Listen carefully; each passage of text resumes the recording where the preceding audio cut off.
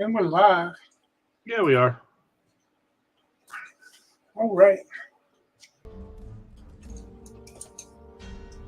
Been hard to leave it alone this last couple of days, or last day. Oh, yeah? Yeah, because I'm getting to that point, getting a little bit anxious to do it, and it's right there, and it was working very sweetly last time. Actually, I ended up coming in at 2 hours last time, too, so that was all good all the way.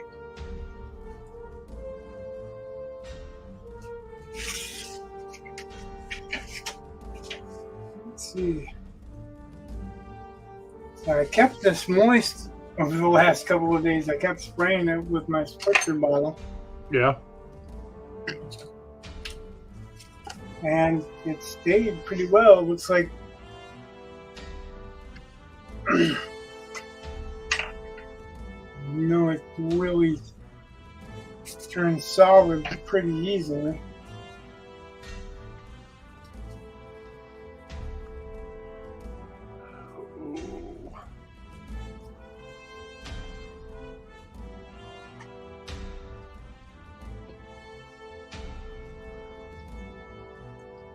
I always want to start in a safe area. That's ironic. Yeah.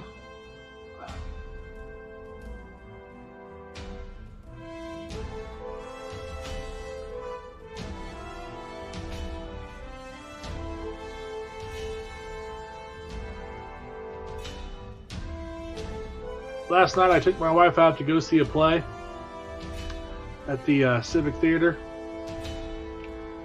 And, Friday nights is one, especially when we don't have a theater, but you have a movie theater, but you have a place to watch plays. We have a movie theater. Oh, but yeah, anyway. It's like the one in Back to the Future, right? The one with 2 movies playing. No. That was whenever I was growing up, where they only had basically one movie playing. Because there's only one theater. Now in Marion, they have a 12 screen Cineplex. But yeah, in the Civic Theater, we have a big community school for the arts in town for some reason, and yeah, fuck the arts. Well. Part of me is it killed the school's theater department, because you can pay to have your kid in a play, or you can let the school do it for free, but it's when you're paying, you get a lot more stage time, and it just kids just seem to think that the one they're paying for is the one that's more important. So they just took all of the talent, and yeah, I don't like because then the kids who are too poor can't really participate in theater. And I think that's terrible. So there's part of that where I just don't like it. But on the same hand, it's just trade-offs, but I'm not sure how I feel about them. But anyway, one of my students was in the play, and we know his parents, and my wife does business with his dad. So, we just kind of thought, we'll go, we'll see the play, and there are worse ways to spend a Friday evening. But it was like, God, it was 3 hours. And then, it's an all right play. I mean, I think the actors were pretty good. I like the ending of the play. Well, the end of the play just, the main protagonist, basically he's married. He's been married for years. And some woman from his past comes by and says, "Oh, hey, by the way, you have a son." And that's, so he cheated on his wife, and the son is there after 18 years, and okay, whatever. And it's a comedy, and I get that, but I really didn't like just the way they ended it. Because the wife was okay with it. She's like, oh yeah, when you were cheating on me, you were nicer to me. And I'm just like, that is a terrible, terrible ending. Well, I guess that'd be a truth. Like, you know, if you want to keep your wife and you're cheating on your wife, you're gonna like, that's the time you're gonna buy her flowers and do all that stupid shit, right? I guess. I mean, I just. Well, I mean, like, it makes sense that. Yeah. Oh, it makes sense. I can understand it. I just. That they're nicer to. Yeah. Well, duh, because he's cheating on you. Like, I just don't get it. He's done something wrong. Yeah. So I don't really like that. But I mean, the actors were pretty good, and Unbelievable.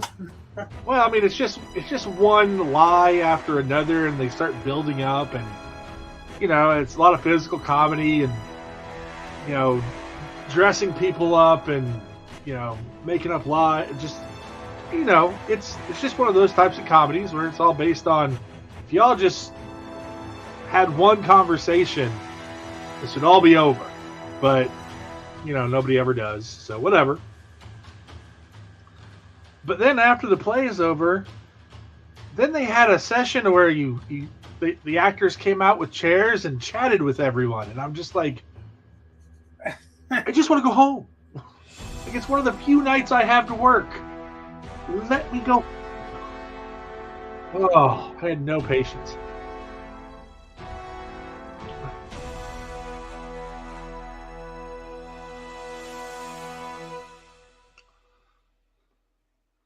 I told the kid that's my student. I was like, I might go to that play, but I'm heckling you throughout the entire thing.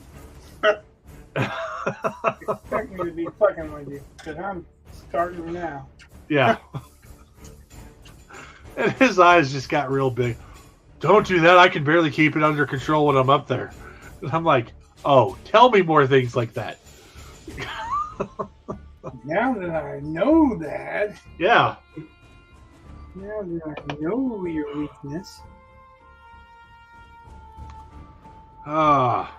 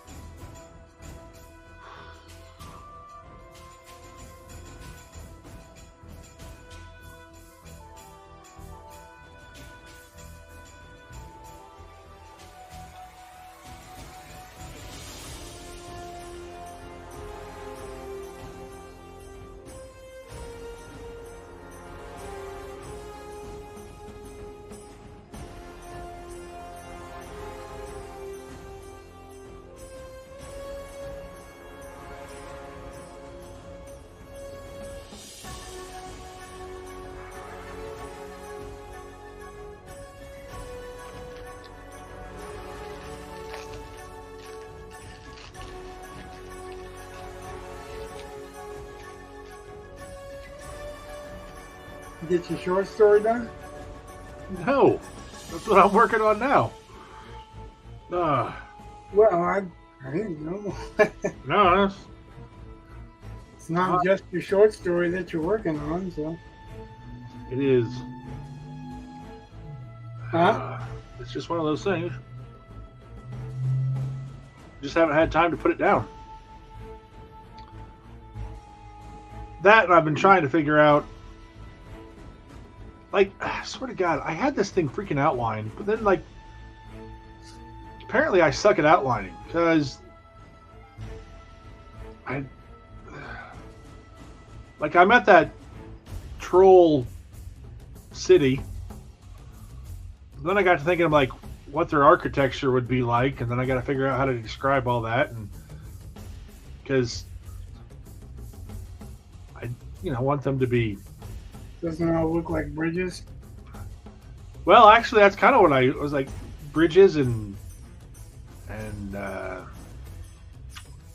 hanging gardens and stuff, and a lot of stuff about riddles.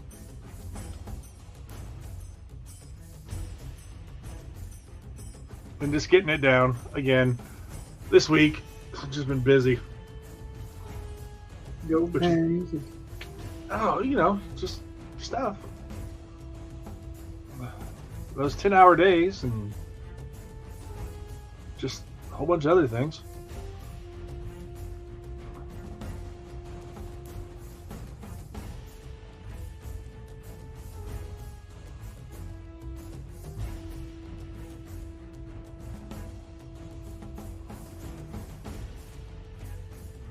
That's the other thing. It's the end of the 9 weeks. So I have to get a quarter grade and post it and all that kind of stuff. So then everyone wants to do makeup work. So, always fun stuff. Next week we have to do PSATs, and for the first time ever in my career, I'm doing a field trip because my superintendent called me and said, "Hey, I want you to take a couple classes of this thing." It's like, oh, sure, absolutely. And I have avoided doing field trips like the plague. And I've never been in charge of one. Like, I've chaperoned, and I've hated every second of it. So, just all those kind of fun things. The story had to kind of take a step back.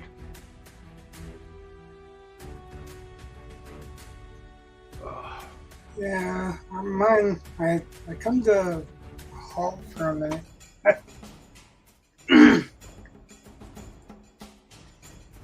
Because there's information that's relayed, and I don't want it to feel like it's info dump. Yeah. It kind of has to be relayed. I'm just not sure how far I can push it until it is. And if I put it here where I put it, is it going to feel like that? You know what I mean? Right. I mean, because it's like right in the middle of that battle. Dragon dumps some information.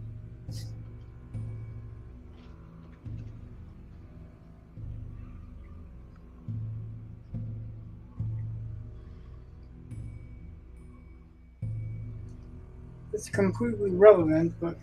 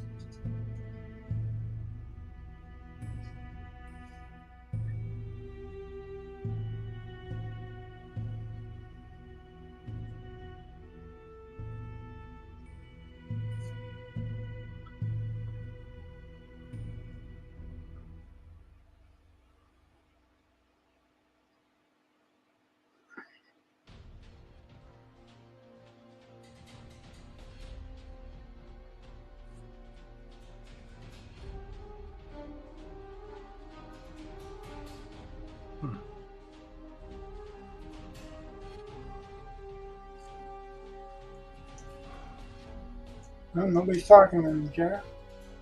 Nope. Sorry. No, that's not what I mean. Like, nobody's saying anything in the chat. Yeah. I keep expanding our invitation. I'm presenting it so that, anyone that's got any books or art to plug are welcome. So I keep expecting someone to show up and plug something. Yeah. So far, that's not happening.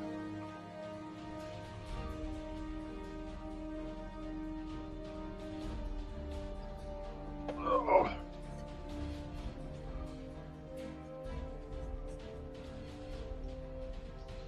And it's weird because some of the places where I'm promoting the channels, they're in areas called self-promotion, right?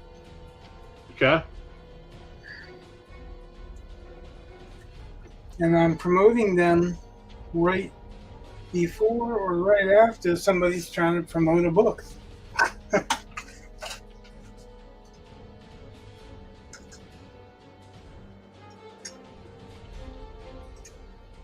And yet,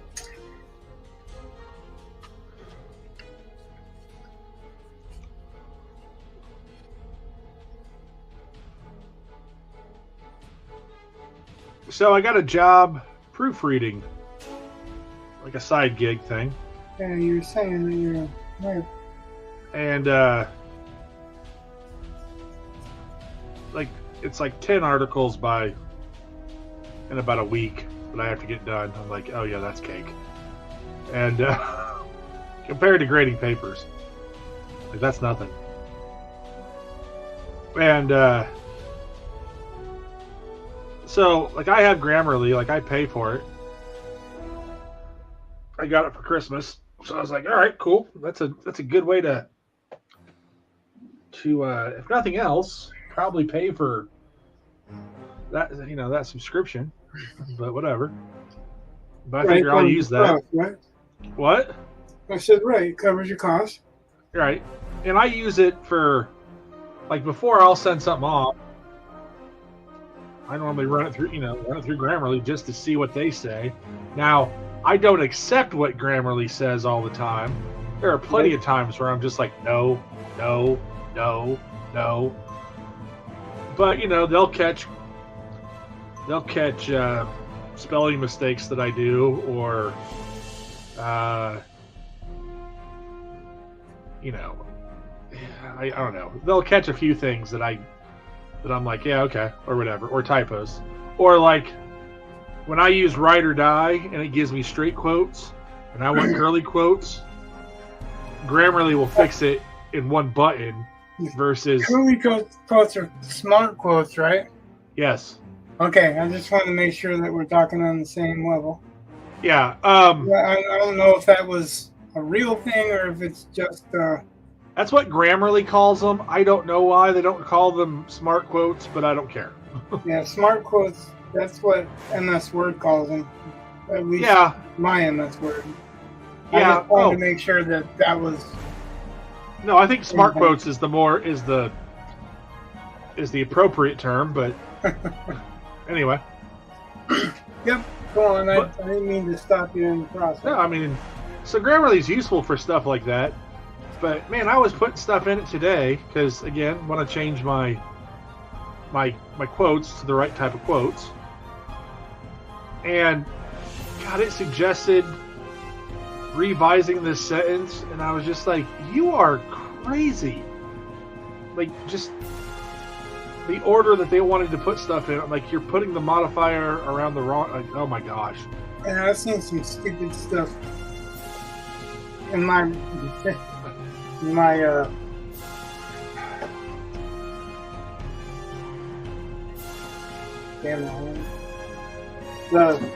my program in Word. Yeah. It's making some stupid suggestions that it's like they don't accept that there are other forms of or usage of certain words that are actually older. Oh yeah. And they want to correct it to something that it's not. That's really weird.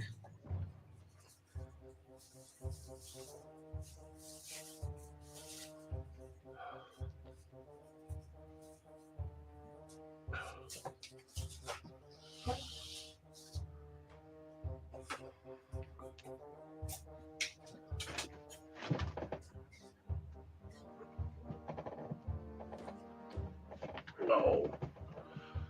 That's not good. There we go. Ah.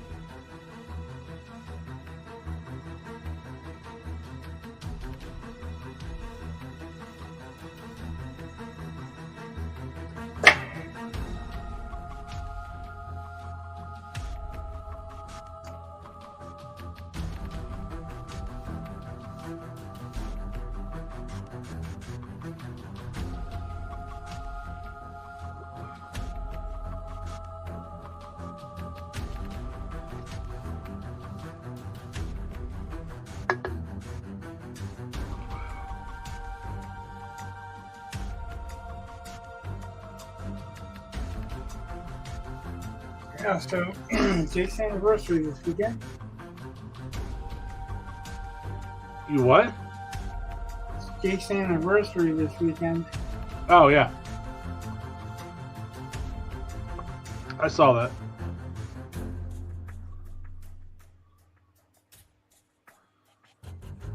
So he shouldn't be stopping by on this stream. If he is, he's doing it wrong. So he shouldn't be stopping by tonight. If he is, he's doing it wrong. Well, it's tomorrow, so Oh. yeah. So he was saying he's not going to stop by. Slack. Perfectly understandable. A little bit. Oh. Yeah, next Thursday, just so you know, is my wife's birthday. Oh, boy. So I am not going to be on streaming that night. Because that'd be a good way to get in the doghouse.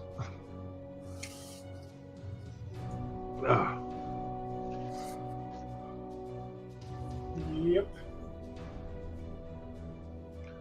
Although I do like the way she tells me what she wants for her birthday. Because she's like, so, what tattoo are you getting me for my birthday? I was like, oh, so that's what you want. Okay.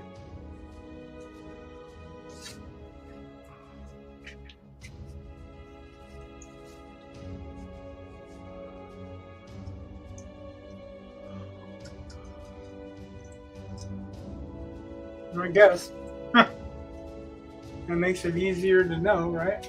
Exactly. We do that too. Like, I mean, every time either one of us has a birthday come around and they're like, the other one is like, what do you want for your birthday? It's always like, I don't know. Yeah. So, if there's anything we think of throughout the year,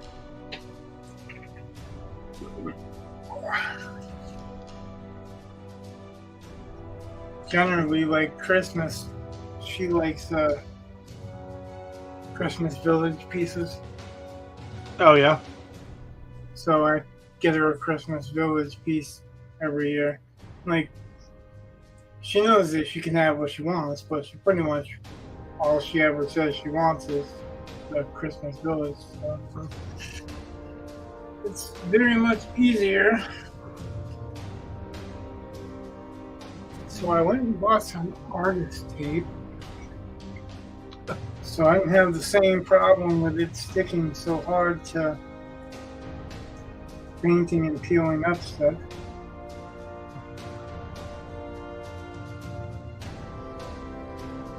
Have you ever used the hairdryer to remove the tape? To remove the tape? Yeah. No, I can't say that I have. Oh. That's what I always used. I was like, I'd put down tape, and then I'll just peel it off. Well, I've always been scared of it tearing something. And if you heat it up, I always felt like it peels that easier. It will peel easier. Here's the thing about that, though. It'll also leave a gummy surface. And your mileage may vary, but it leaves a sticky, when you heat it up, it leaves that stickiness behind.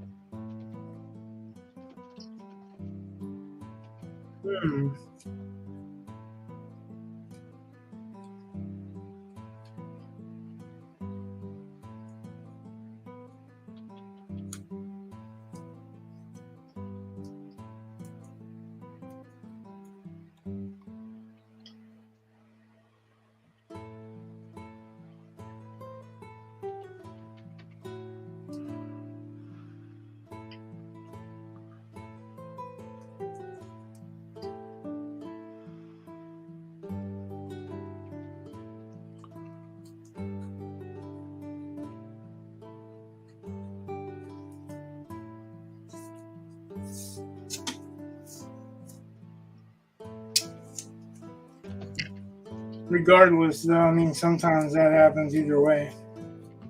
Yeah. But that's the reason I don't try to generally use heat to remove the adhesive.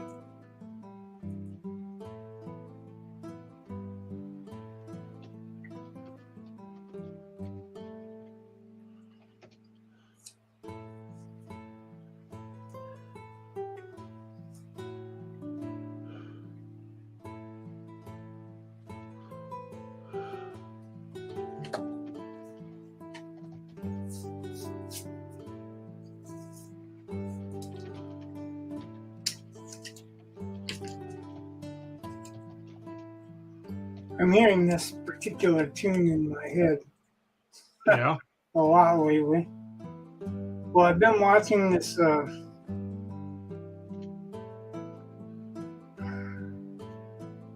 Kings and Generals channel. It's a history channel. That's it's a history YouTube channel. And I think they play this quite a bit too, like this particular piece of the soundtrack. I've been watching stuff on the 100 Years' War and War of the Roses.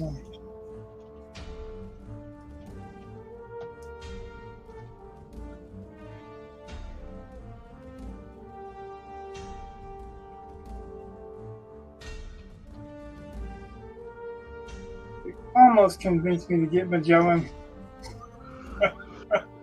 Almost? Real close? Huh? I said almost did. Came real close. I said they have almost convinced me.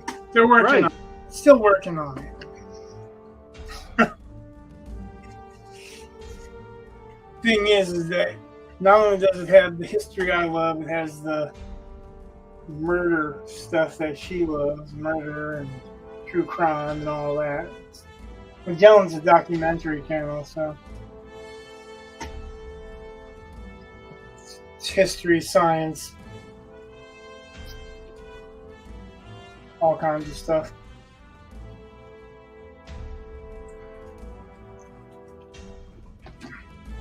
But it's a streaming channel, so I like the idea of being able to pick a documentary, go to it, and then come back later if I want to or whatever. Yeah.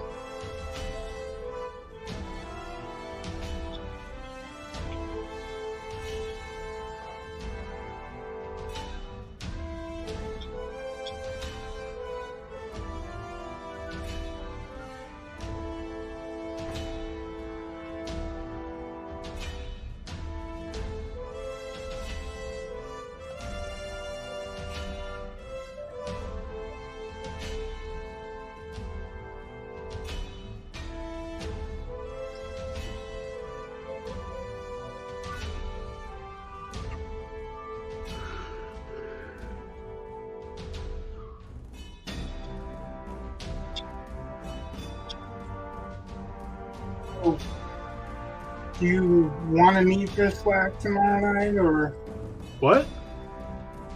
do you want to meet for Slack tomorrow night? I know Jake's not going to be there. No, I can't either way. I mean, I don't care. I will have more done. I don't know if I'll have it all done, but I'll have more done. Right? That's where I am as well.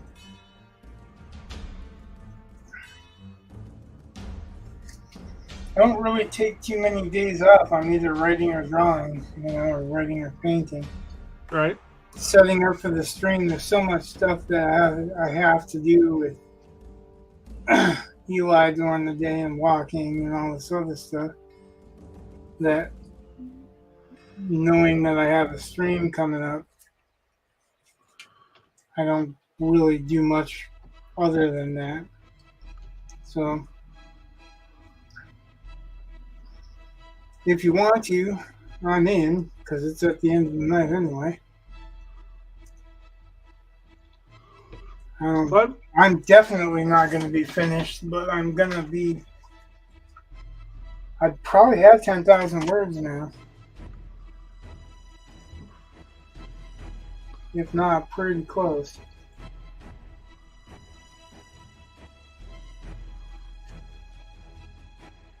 How much did you have last time? I'm not sure. I'd have to check. Yeah, hold on. I've got it saved. I'm going to say 8. Wait. 8. Maybe 8. Maybe 7. I think it was 8, though. Just give me a second. It's loading.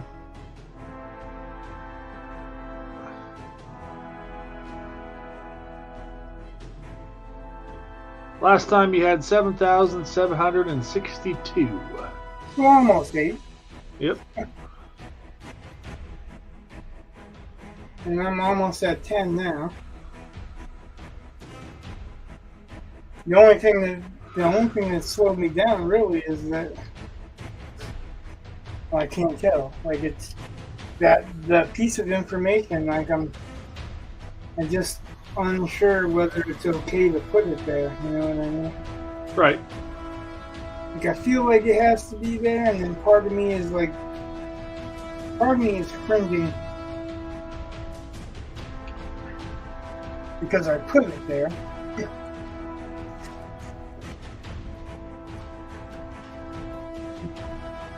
I guess I can keep in mind that it's a draft and it can always be changed. But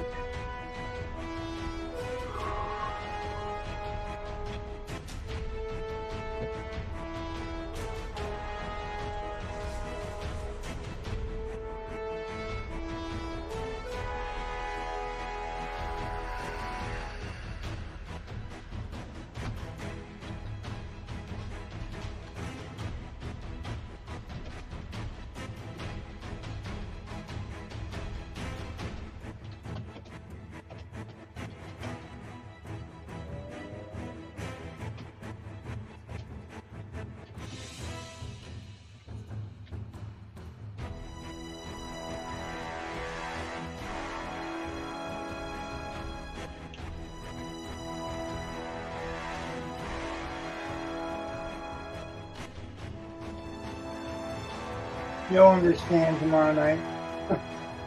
But I'll probably attack it a little bit later on. Right. I'm trying to figure out how to make that work without seeming cringy.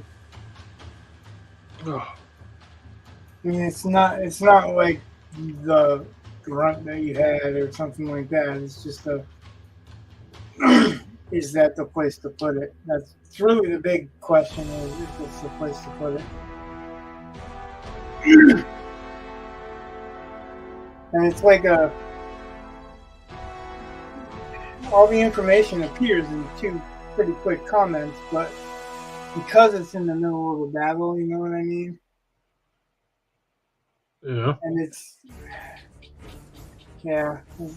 there's the things that are going on around it just makes me wonder if it's the right place. Wonder. Oh, yeah. That makes sense. I do that kind of stuff all the time because I'm like, I don't know. Like I'll want to. I have 2 extremes. I either want to hold everything back and not tell anything that you need to know, which is dumb, or I want to get like just vomit it all out at once, and that's normally not too good either. So a lot of times that's what, like, I'll write something. Let's say I write 2,000 words, and then I have to go back to like around the 1,500 mark and revise and move things down, and because it's normally I've said something too fast. Like I need to, you know what I mean? Like, yeah, it's not the right place for it. I do that all the time. All the time. Well, see, the big thing with this is that I don't know if there's a better place for it, but it's important. You know what I mean? Right. It's one of those things that if you're trying to avoid the bad guy having a monologue, you know what I mean? Right. But still get that information, Right. but yet still get that information in a way that doesn't feel like it's just being dumped on you. But because I've talked about it so much, you're probably going to feel like it's being dumped on you. You poisoned the well. It's all right. All right. I'm kind of holding out for Mark's read because Mark hasn't read it at all. So Right. like by the time that he gets to look at it, it should be done and have like 2 other people's eyes on it. You know what I mean? Yeah. Like I don't wait. Like I know you guys like would prefer to keep writing and then come back and fix stuff later. Yeah. But if I Well, know, sometimes. but if I know that I'm gonna fix, if I've got to fix it or whatever, I want to have it done as quick as I possibly can. I don't want to wait on it. Like if I know, yeah, that needs to be fixed, then I want to fix it.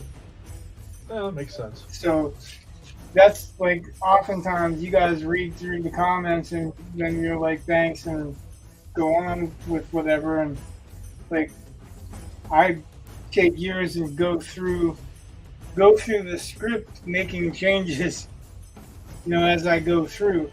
If anything's questionable as I'm going through, Yeah. I just don't change it at that moment. Well, But if nothing is questionable, I just make all the changes as I go. And then the same thing with Jake. Like Jake's changes almost always are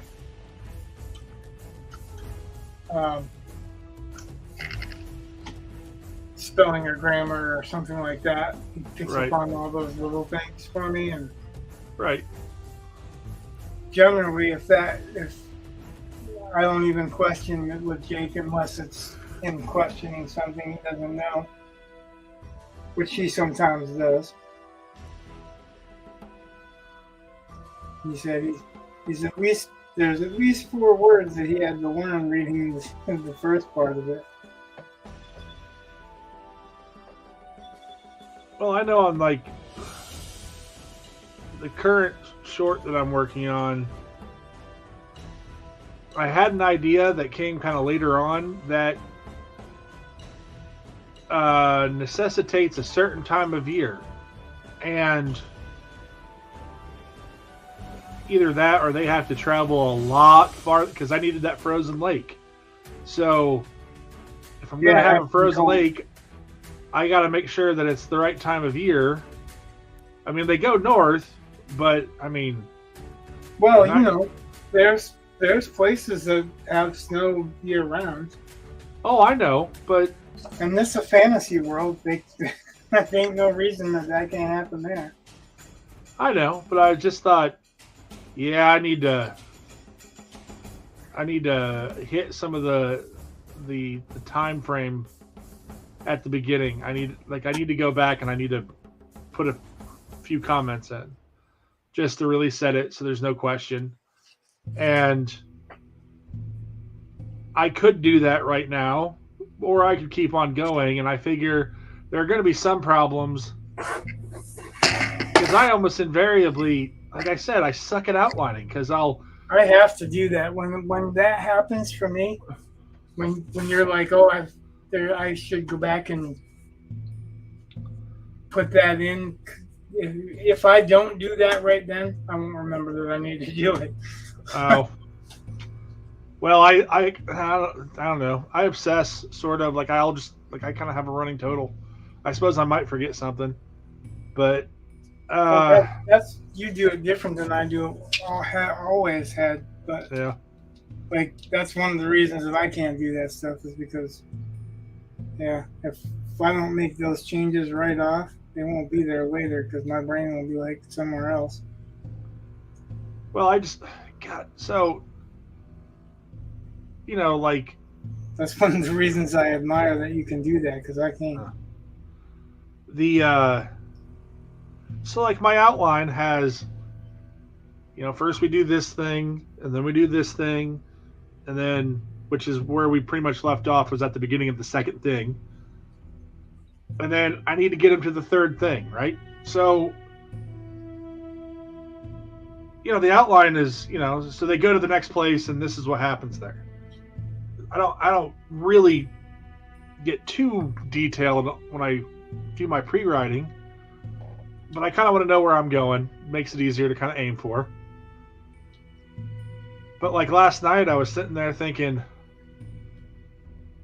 I'm either going to have another couple paragraphs where they're just walking, which is okay, because that's kind of part of that mice quotient. Part of it is to kind of explore this world, so that's kind of baked into the process. But I was like, I don't really know if I want to have them just walking again. Well, so what are the natural dangers of that world? Well, stuff that's not necessarily in the mission, but in the world. Oh, I know. I get that. I'm just saying. I know. I figured out what I wanted to do, but it's so completely not in the outline. And that's what I mean by I suck at outlining, because when I get to those spots and I'm like, oh yeah, I should probably, I need to flesh it out more, and I don't ever flesh it out until I actually write it, which makes it interesting for me. It's kind of pantsing, it's kind of not pantsing, but I just... You know where it's going to end? Yeah, I do. That's the outline. No. That's really, it's a loose outline. That's what Brandon Sanderson was saying, that he outlines the plot. What he pantses the characters and pantses the milieu to a point. Mostly it's the characters that he pantses because he wants to discover them as he goes. Wow. But as long as you know where you're going, that's really what you need too. David Gemmell did that. And look at David Gemmell. He has 31 international best-selling fantasy books, right? Right. And he wrote that he didn't really make a formal outline. He knew where he was going to end, and the whole time was getting to that end. That helps. Yeah, it helps also that he, like Robert Jordan, his wife was a editor. Oh. Well, that always helps too. Right. Well, his wife, Stella, ended up finishing his Troy series because he died writing the last book. He literally died at the typewriter writing the last book. Well, I suppose if you got to go, that's not where terrible. He wanted to go. So when he wrote the first book, his first book, Legend. Yeah. He had been a bartender and all kinds of other stuff. He'd done some journalism and whatever, but he really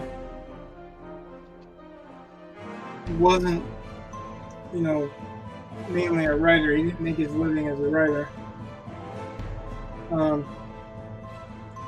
But what happened was he went to the hospital for something, and they diagnosed him with having 6 months to live. Yeah. So he's like, well, if I'm only going to live 6 months, I better write this book. And he did, and then he found out it was a misdiagnosis. They confused people. They mixed up patients. Huh. So he ended up writing 31 more, but that first book went really pretty much bestseller. It's really a good book if you haven't read it. The hardest thing for me to read that nowadays is because it's in Omniscient. Yeah. He writes Omniscient really well, but there is still head hopping. You know what I mean? Yep.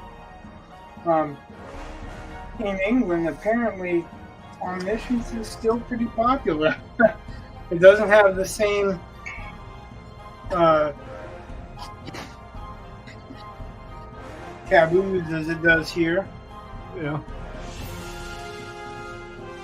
Almost all the historical fiction I read, they have it's either omniscient or, well, it's omniscient, but it's deep penetration omniscient. I don't know how that works. It's just, I guess, well written omniscient because you're more paying attention to the story instead of the narrative. Which that's the win, right? That's what you're supposed to do. Okay. You want to tell a story so well that people aren't paying attention to the small stuff, just the story.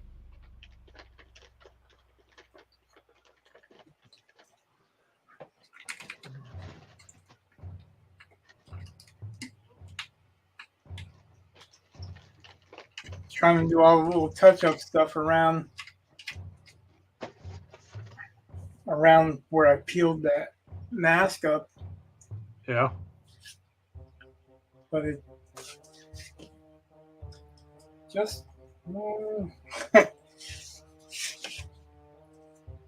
it's definitely going to be a process of layering wherever the mask laid over. Like you can see it. I've gone over a few times in a few different places that with that mask like that.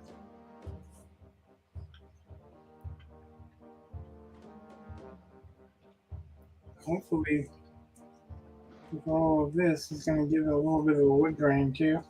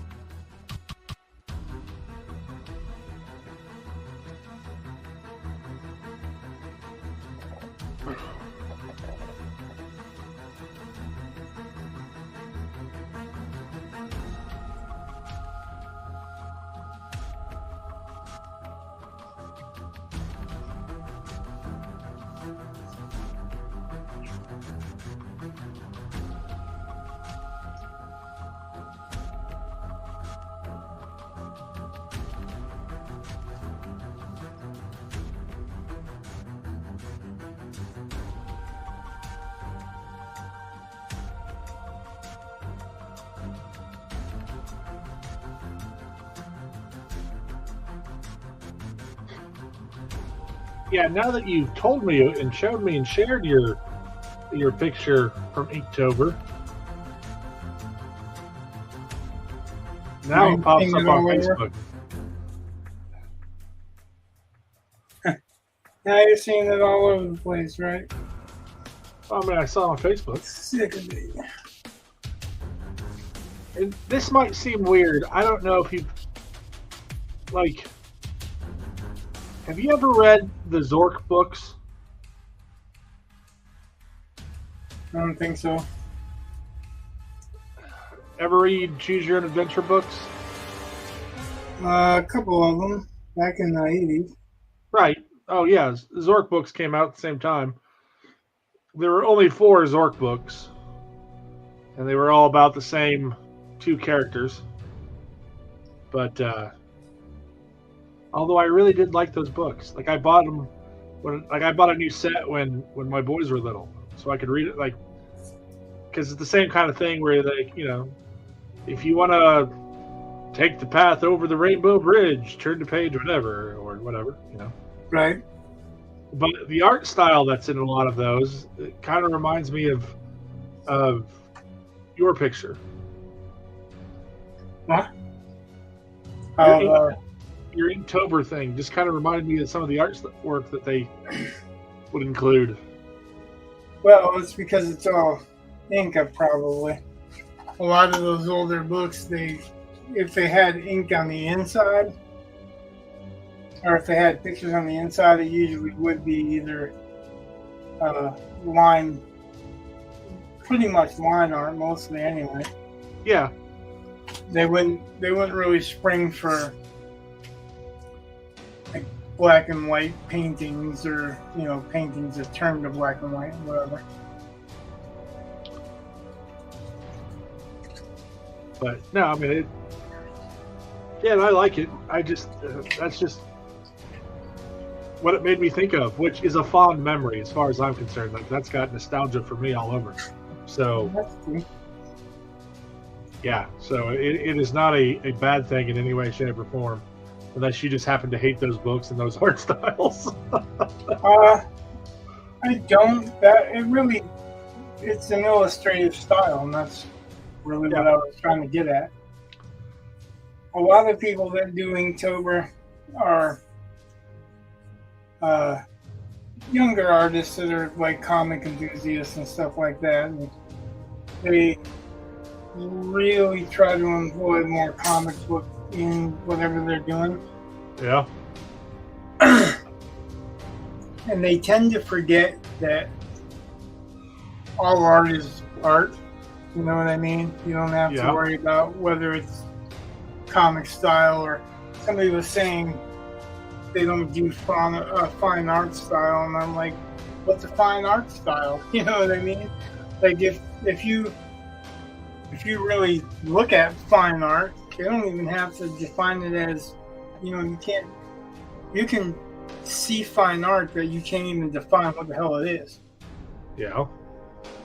So that's not really a style. Are you doing abstract? Are you doing whatever? But you may not be doing a realistic style. That I'll give you. But fine art style? What's fine art? Define fine art and separate it from comic art or illustration. Right. Well, I dig it. I've seen fine art literally be a copy of a science fiction painter.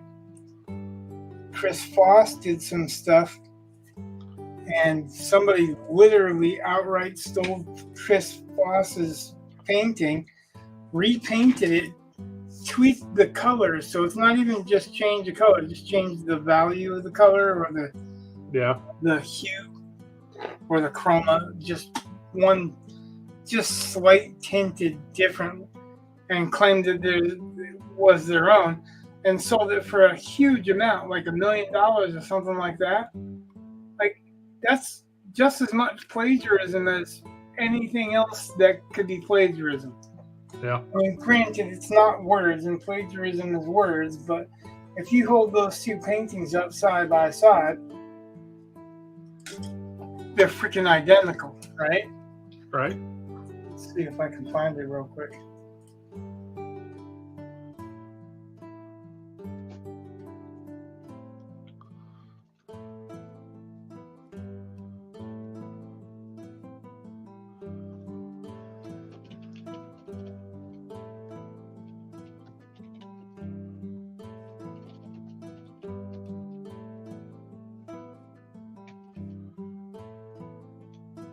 Yeah, there it is.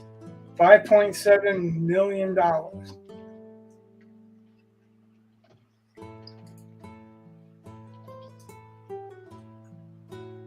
Okay, just so that people know what the hell I'm talking about.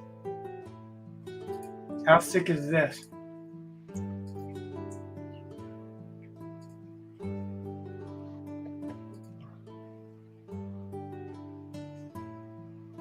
Oh, wow.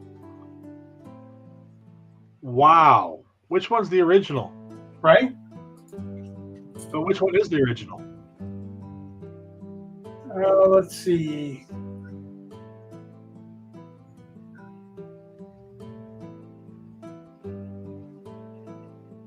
God, they really, I mean, oh my, it doesn't really matter because, The one with the brightest yellow over the ship, yeah. that's the copy. This one. Okay. That's the copy. This is the original. That is just, I mean, okay. And sold it for $5.7 million. But there's also just parts where it's like, okay, like, so you're going to steal somebody's composition, fine, whatever. Like, I'm not thrilled with that It's not to just begin the with. composition that they stole. Oh, I know. Like, there are markings on there that you could have at least changed. Or, I mean, it is Colors. 100% just, Yeah. yeah. And their clouds suck compared to the original. and the planet, not, oh, yeah, they don't have a planet in the background? Wow, that's what you left out? Oh, that was too hard for you? Wow. That's just, that's pretty sick. yeah, it is.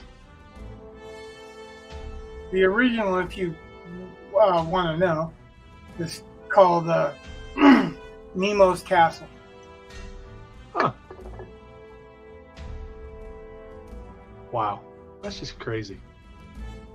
Yeah, and the original didn't sell for that much, and Chris Foss never made that much off of it. You know what I mean? And the original's better. Oh yeah, and I'm saying, like, some of the cloud, the cloud stuff is really just Chris Foss. If you look up Chris Foss, wow. Foss, just by himself, he's distinctive. Uh-huh. Like his art's always been distinctive. It's got that look to it, you know. Yeah. It's a utilitarian look, and it's got the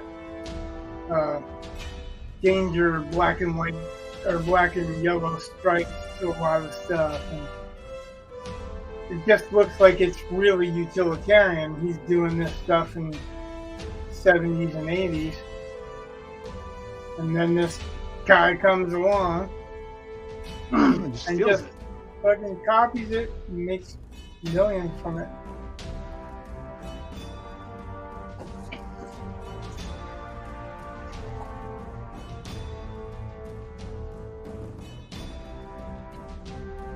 Yeah, well, what can you say, right? Your mother. Yeah. That sounds pretty shitty, in my opinion. Of course, you know, my opinion is worth as much as it's an opinion. There are people that don't have a problem with it. There are a lot of artists that do have a problem with it. I have a problem with it because it's just outright theft. And Chris Foss works for that shit. He created it. He composed it. of his own. He designed it of his own. He designed it to fit a certain story, and here comes this person just ripping it off. Because, you know.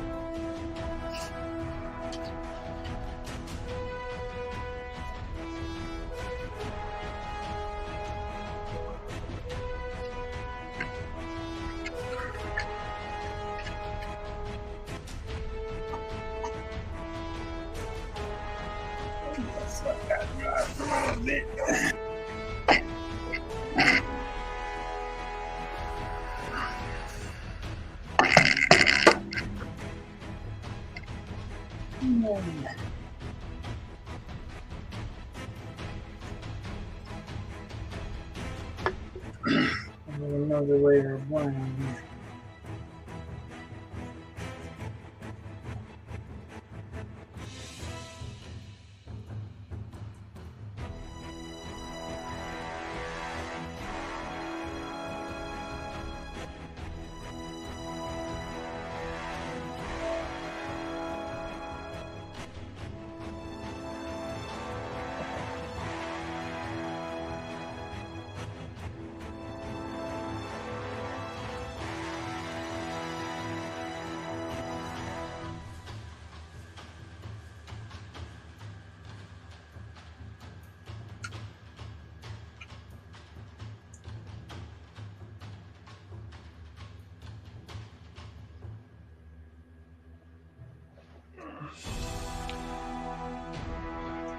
I'll be right back.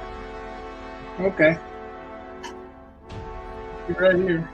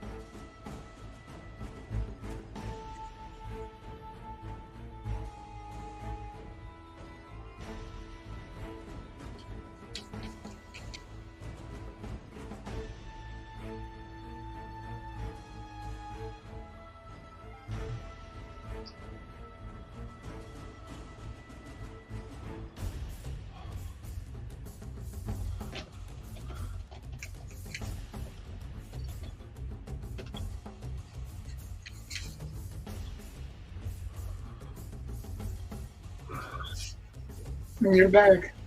I am back. And I talked to Joe earlier and was like, "You gonna be on tonight?" Because he was telling me, "Oh, he's got Saturdays off." Yeah. Like, no, they called me in. Like, shocker. I'm very surprised. Like, I hope things are going well. Hope it's worth it, not just beating them down. Yeah, that's one of the things. Like last week, oh, and it was stupid, but Friday morning, I was like, I'm not going in early. I don't care.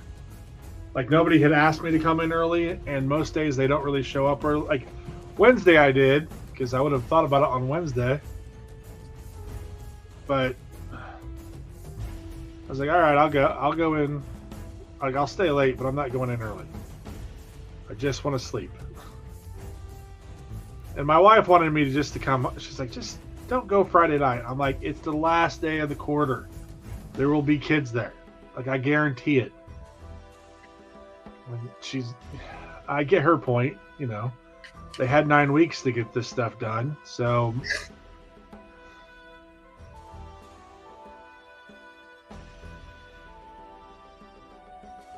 but whatever. So I stayed. It's just one of those things. It does begin to beat down on you. One of my teachers in my department, she took last Thursday off, and she's like, I just got to have a day. Like she has a bunch of new classes that she's like learning to do, kind of. And then she also has classes that are like the lower end. So, I mean, it's a struggle. And plus she's not new, but I mean, I think she has like 6 or 7 years of experience total.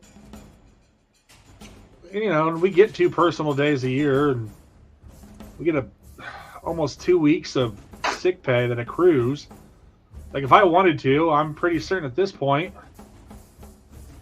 I could take all of next semester off and still get paid. But you know, not that I want to do that, especially because I know that I will have a chunk of time that I will have to take pretty like within the next few years. But she took a mental health day, and I get it, but I'm also like, yeah, we have 1 more week and then we have a week off. Like just, but whatever. Everyone's got different breaking points, and she's normally very, very good with hers. So whatever's bothering her just makes me worried about it.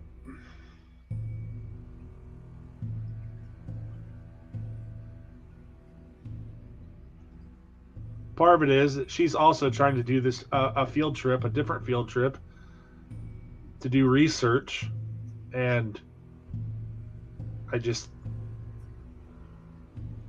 find that crazy.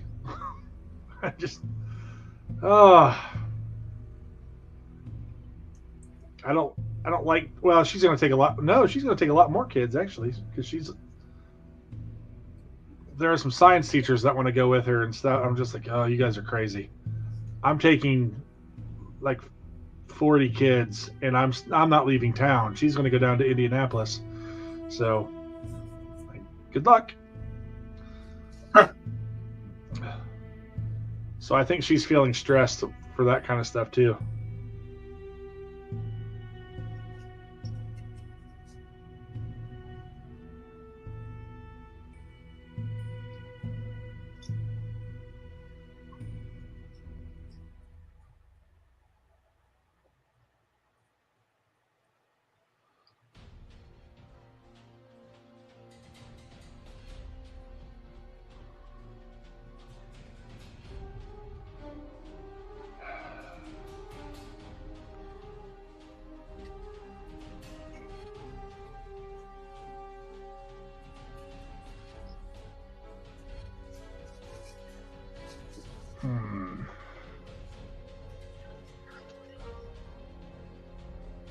Ooh.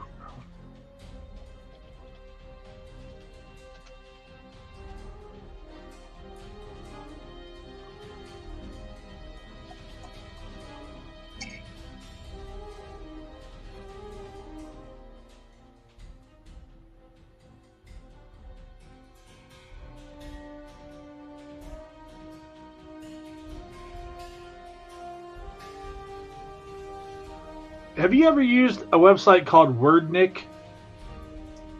I've heard of it. It's an interesting site because it's like a dictionary, but it goes through and posts like several different dictionaries all at once, like what all of them where they are, and it'll also give synonyms. But sometimes I'm like, I don't know how that's a synonym. So like I needed to name a road, and I want it to be something to do with riddles. So I put riddle in that word Nick. You know, it defines what they are, whatever. And I go down to synonyms, and they always. I love the list. Like I really do. I like looking at the different things that come up because occasionally I'll learn a new word or just see some. It's more like these are related, not necessarily synonymous, but at least not the way I'd call it synonymous. But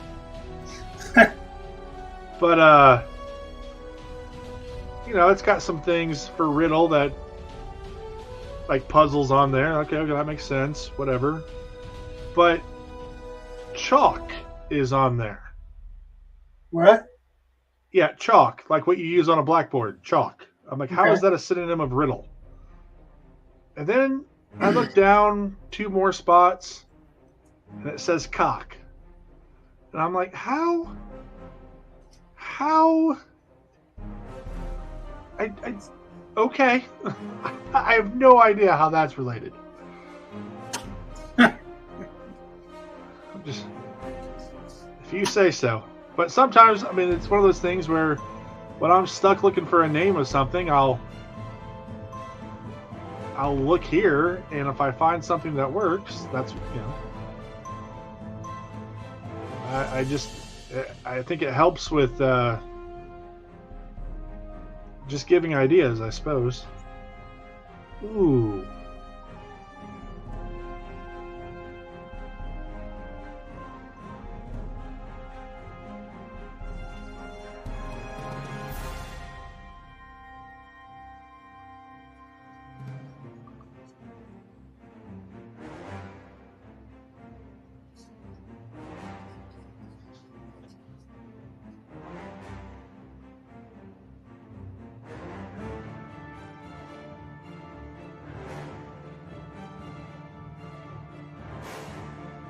Yep. See? And there we go.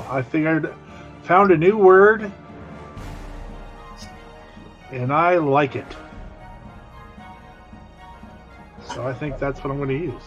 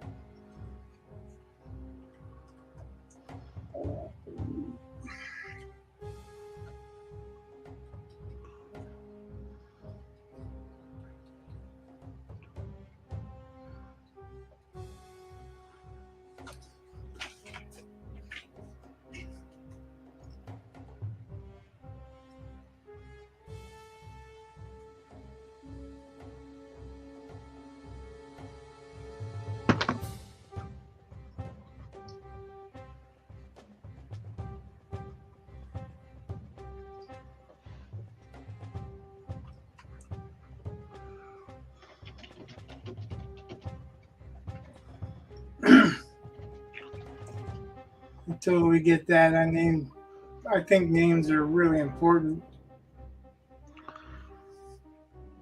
Yeah, if I get stuck on a name, I can't. Like, it's hard to move on. I really hate it when I have a story idea that I'm waiting on a name for, which I've done, and it takes. Oh gosh, I hate changing them. But I also Right? sometimes like you have to get something written. So you use something and hope a better name comes to mind.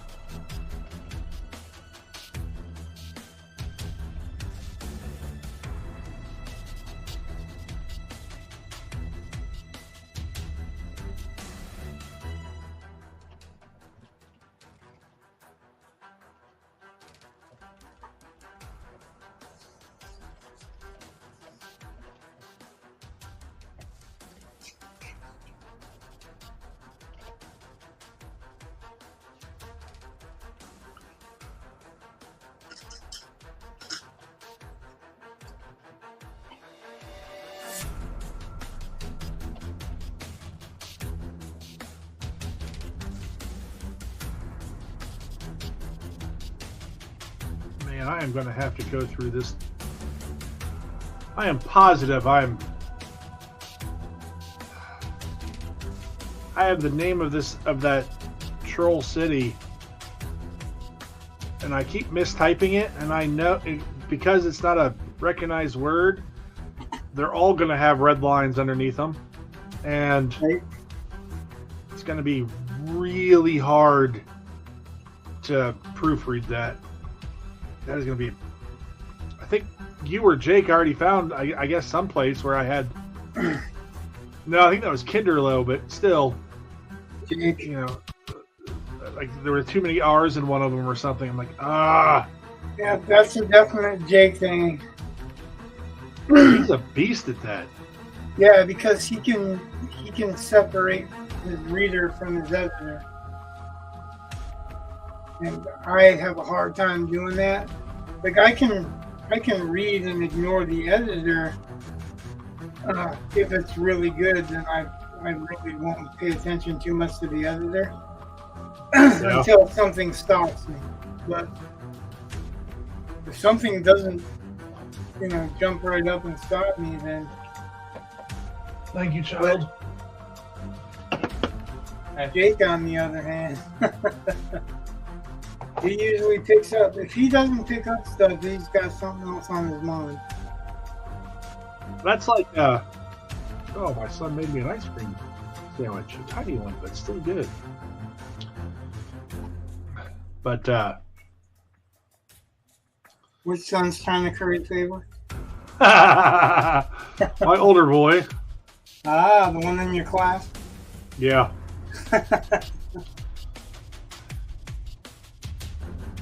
Which is kind of funny because Thaddeus, I think, has more artistic skill, I think, than Whit does.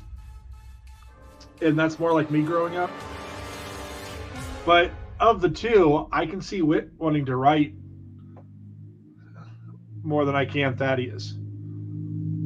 So, I mean, I don't suppose I'll see next year how Thaddeus does, but Whit's the one that likes to play D&D and stuff, and he has, which I think can be a nice springboard to writing fantasy. It has for a few people. Yeah. Well, you get comfortable with a set, you know, with like a basic knowledge of at least the trappings of it, and then if you read some, you know, it's like R.A. Salvatore made a whole entire career off of writing D&D adventures. You know, that's has he written anything other than D&D? Yeah, he has.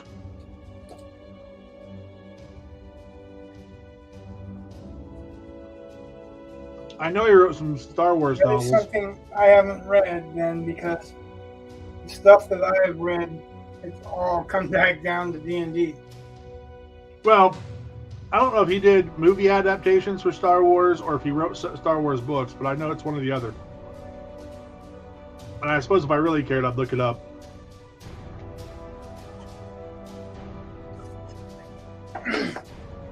Yeah, I haven't been able to read Salvatore in a long time. I read quite a bit and liked quite a bit for a while.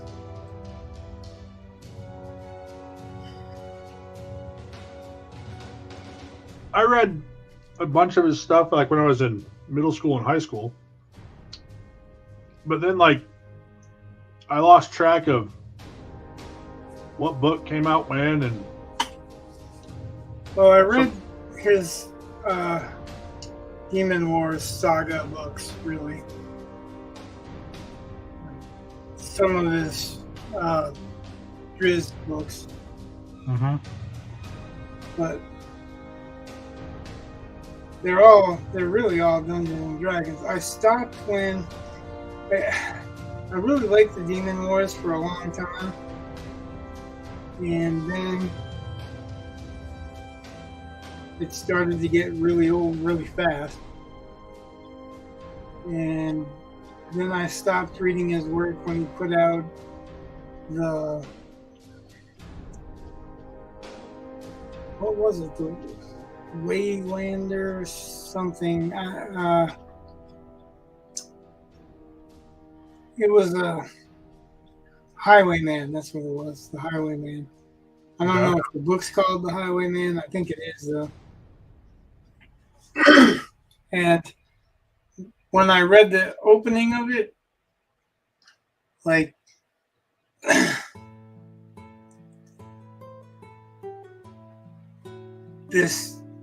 Highwayman just jumps out of the trees, and he's like, basically does a backflip out of the trees while he's robbing some people, and spins his sword around and flips it over and flipping it around and doing all this crap, and I'm like, no fucking way. Like, I just don't believe it. It's not believable. And when that started to happen, it ruined it for me, because I really liked his books and I really liked his work, but when I started reading stuff that I just couldn't buy, like, why would a Highwayman? He's trying to rob somebody. Why is he going to be flipping shit around? I don't give a shit how skilled he is. You still don't want to get caught, because that's the whole point of being a Highwayman, right? Yeah. You get caught, you're not a Highwayman anymore. You're a known entity.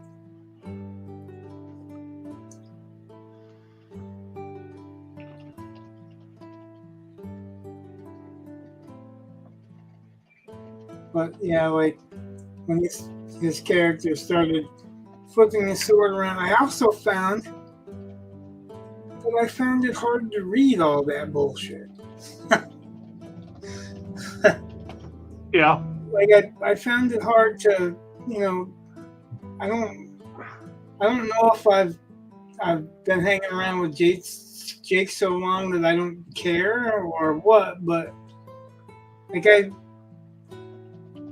reading it and I'm like, he did what exactly? He did what with that sword? He did what? Like, it just doesn't make sense. Yeah, and the more that it didn't make sense, the harder it got to read, you know? Right. It's that one of those grunts, right? Except for I never thought I was going to have that grunt with him.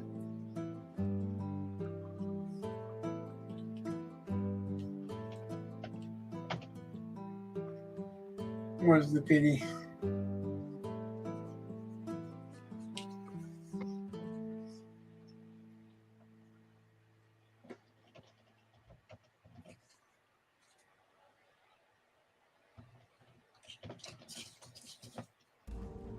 Don't have enough room on my plate.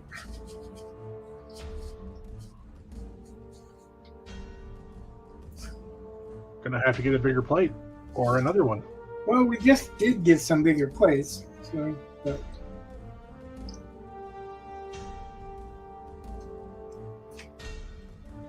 Yeah, I'm not trying to, paint exact. I'm just kind of trying to give the idea.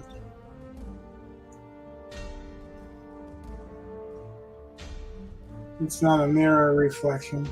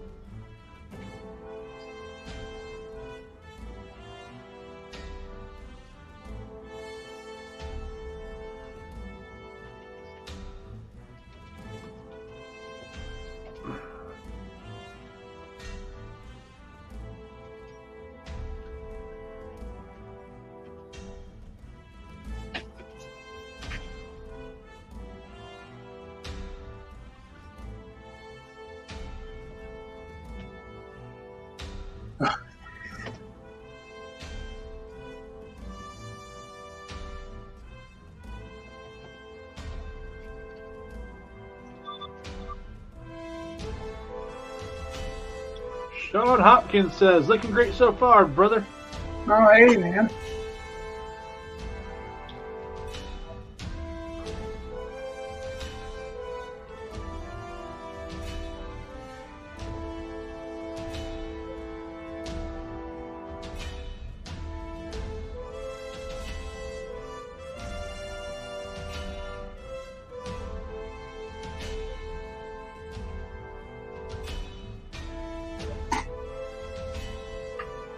Sounds like a combination between Conan and his spinning the wheel thing and The Godfather. Oh, yeah, I can kind of hear that.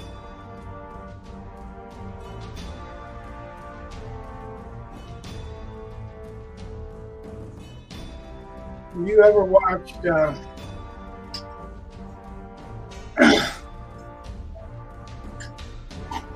The Sicilian? No. No? No, I don't think so. It's got Christopher Lambert in it, John Turturro, Michael Winslow's first role.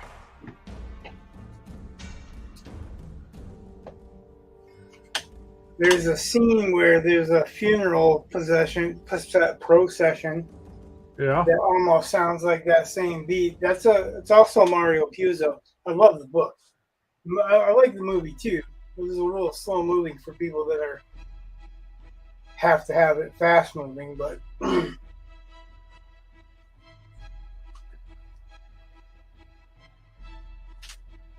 yeah, I think I've read the book.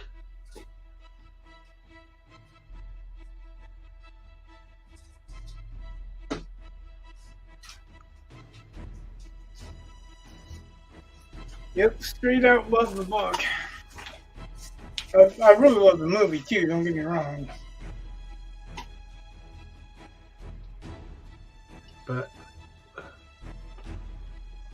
yeah, I can't see. Yeah, that's a good example of a movie that I don't think ever graced my hometown. I didn't watch it in the theater, so I don't know actually how many theaters it made it into. It came out in '87. Yeah, that's not what I'm saying. Like I was watching movies in the theater at that time. Well, I was too, but that movie would not have graced. Oh, Sean Hopkins says, "Love the Sicilian. Read it when I was much younger. Lots of good Godfather references by Puzo." I'm assuming that's what you mean by GF. It's not really. Not girlfriend. It's a Puzo book anyway, but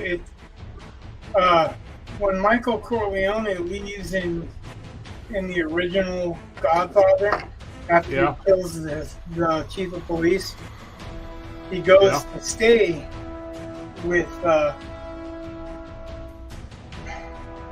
Salvatore Giuliani, who is the Sicilian.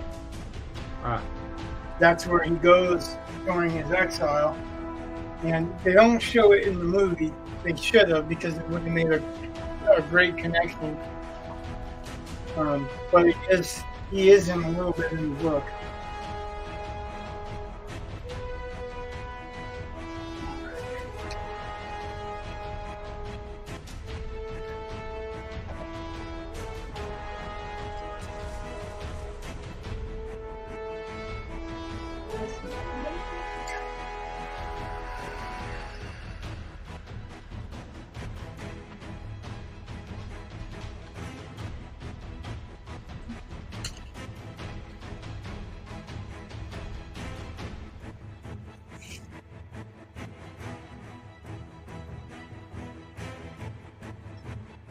I need to learn to do this with the other colors, but I end up throwing a lot of those colors away. They're expensive. Not expensive after a while anyway.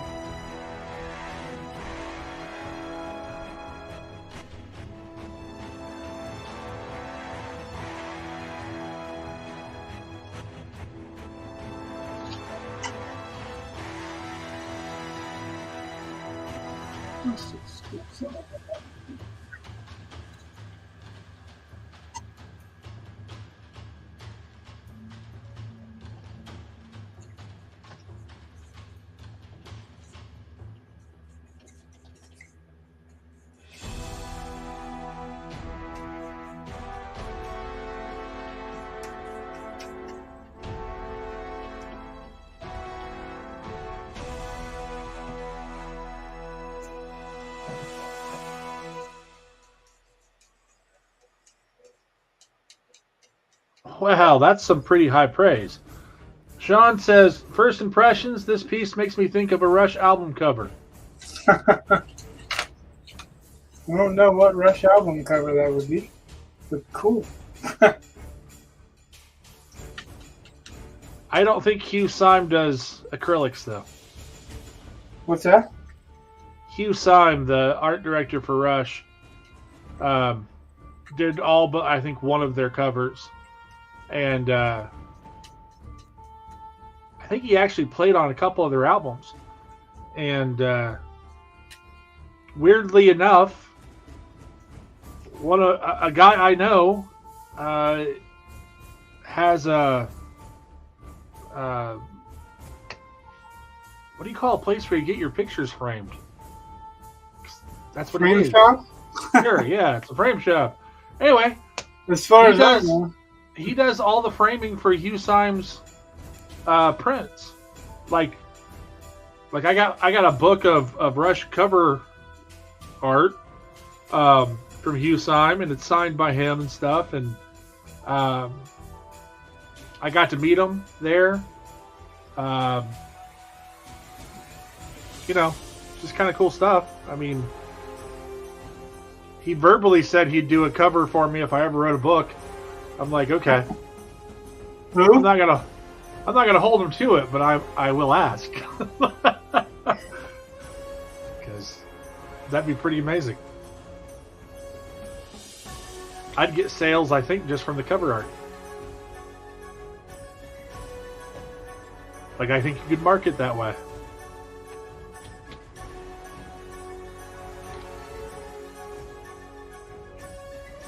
I've also seen other stuff that Husheim did, and it's just like he's got a pretty good gallery up online. And there are some album covers up there that I've seen before, but other stuff it's just gosh, it just I love his sensibilities. I really do. I mean, it's just it's surreal while still being believable and recognizable. Love it.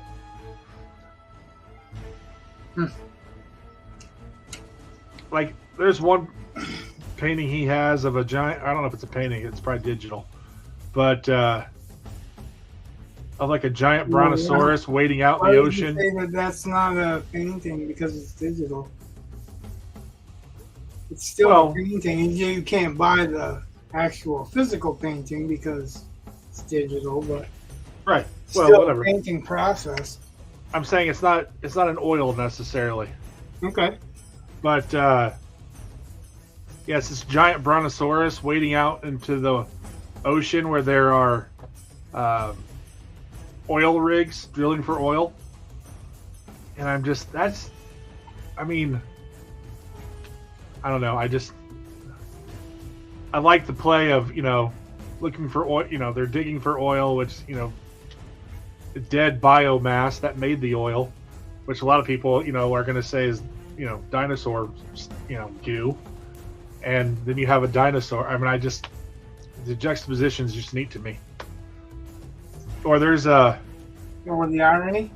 Yeah. And then there's, and I think this might be on one of the Rush albums. Yeah, it is. It's on, I think, Power Windows. But I swear part of it's inspired by 69 as you go into Fort Wayne. Because there's a row of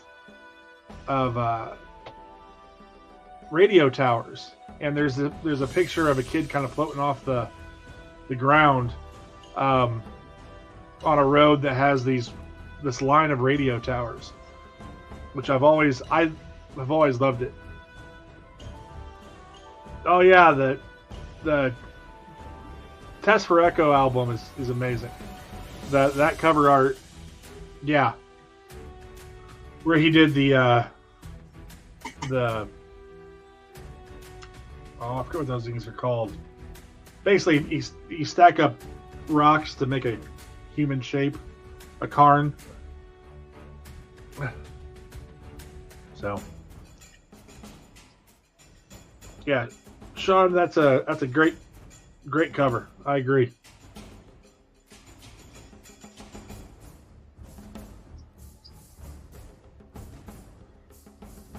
But even then, that Power Windows cover is still a good one. I would probably say Test for Echo is it's got to be one of the top ones. But Power Windows is a good one too. I just like him. It's got the kid with a remote control in his hand, but he's opening up his bedroom window. Like that's the real show. I don't know. It's just neat. Kind of creepy. It's definitely got kind of a dark tone to it, but I don't know. I definitely dig it.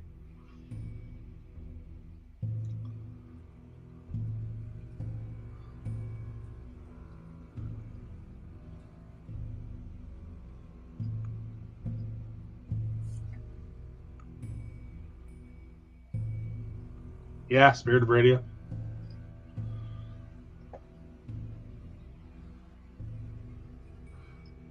I also always thought Test for Echo was like the greatest album name.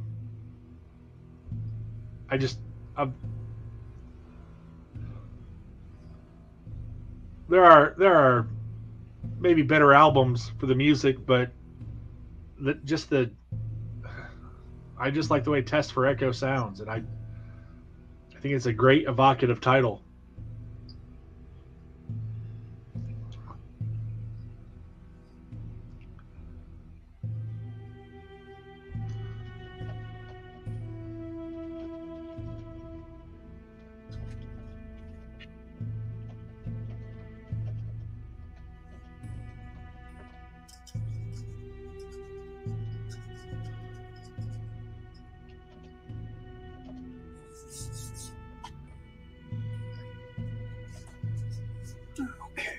It's time to check on the axe.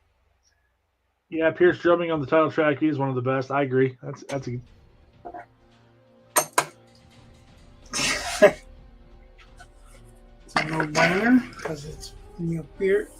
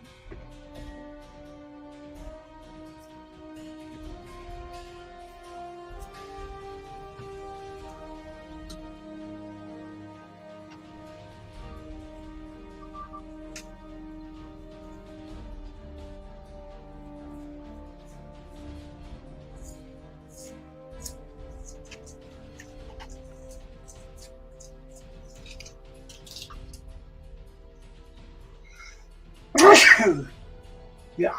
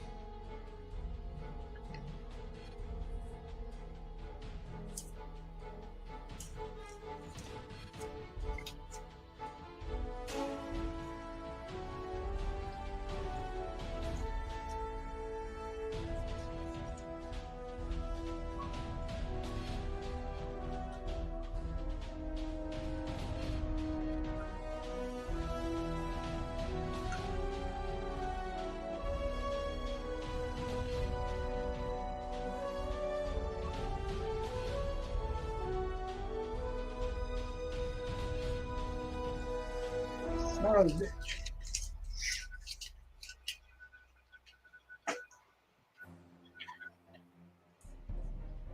Sometimes you just can't make life easier. Are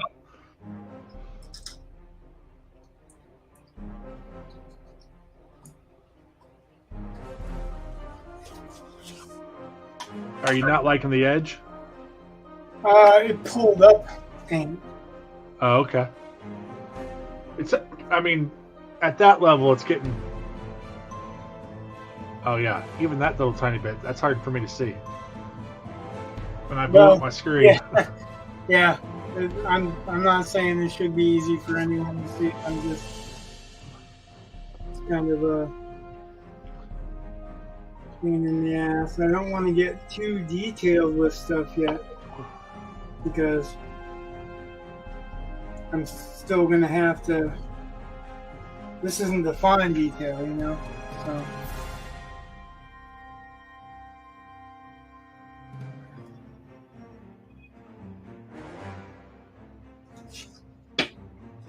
However, because I pulled out pretty much all the color,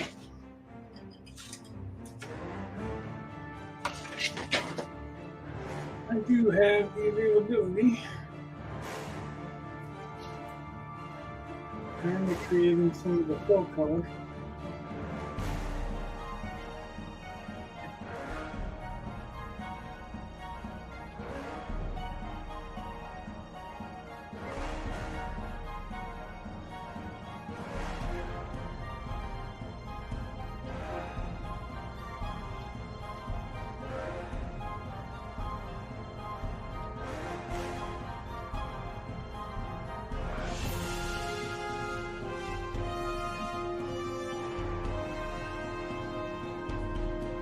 As always, I can't see it until you show me, and I was zooming in.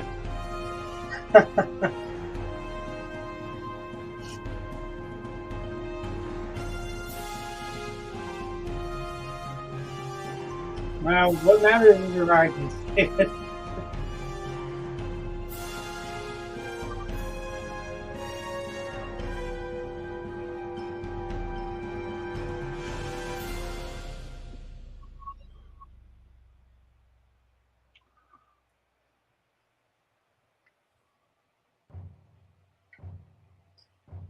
The problem is that I can see it and I can't let it go.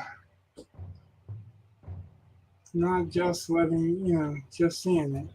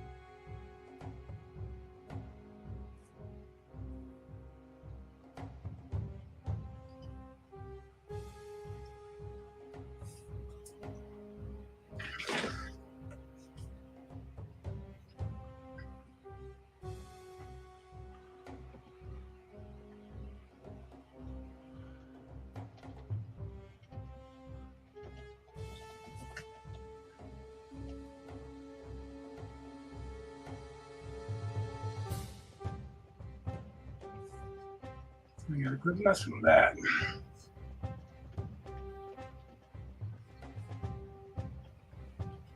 That's always 90% of the problem, is that I just can't stop messing with it. Can't leave it alone and come back to it later. It's the same thing, the same theory I was telling you about why I can't, just go on when I'm writing. Right. If I do, I won't remember what the hell I was supposed to come back to. Well, some of that stuff, like when I go back through and do my revisions, I always pull up the comments from the group. Oh, Sean said that's why you were here. Sorry. What's that? But Sean, after saying that he was zooming in, said that that's why you are here. That, show him stuff. But well, yeah, that's kind of why I'm here. If you want to learn, that's why I'm here, to help. Oh no, I forgot what I was saying. Oh yeah, I go through the comments that you and Jake give when I go back down and I do my revisions, and sometimes, like if I get stuck, that's a good time to go back and work on the revision, because I can focus on that problem and not think about whatever problem I'm actually having at that moment, and then a lot of times I'll figure it out by the time I edit. So I do have some reminders. It's not like I'm memorizing it all and then going back through, but I don't know. Some of that stuff is, I guess, ways of dealing with problem solving. I always figure it's easier to revise something that's already on the page, and it's easier to revise it if you know the whole story. So you know what has to fit. That is true. I mean, Neil Gaiman wrote or said, one of the two, something along the lines of, the first draft you just vomit up the story, and the second draft you make it read like you knew what you were doing all along. So that's kind of how I write. Yeah, Neil Gaiman also lied his way into writing comics. So I know. Whatever. I don't care. He seems like a nice guy. I don't necessarily agree with his politics 100%, but I don't know of anyone who I agree with 100%. But I have a feeling politics pretty much at all. Probably not. Whatever. He just seems kind of like I don't have to agree with some of these politics to appreciate their writing. That's As true. long as their politics don't interrupt me from what I'm trying to read.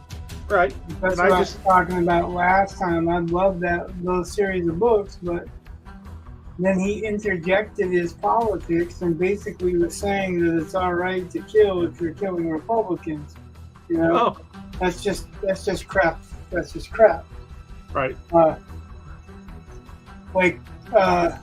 What's his face that wrote Rambo? David Morrell. Yeah.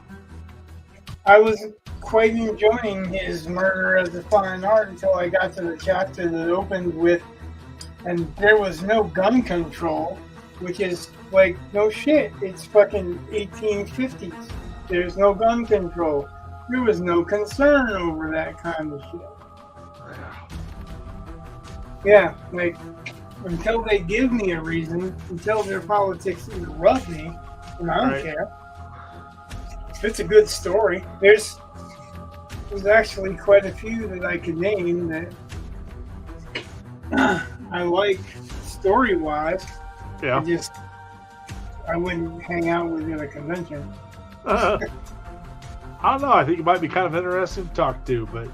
Well, there's certain people that you can see when they post on the internet that if you talk to them or hung out with them at a convention and disagree with their politics, yeah, they would be bulldogs about it.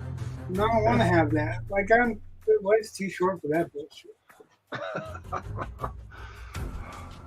To argue with somebody that's not going to listen, you're not going to win. They're not going to win. You know what I mean? Yeah. They're not going to change my mind. I'm not going to change their mind. I don't want to start that conversation.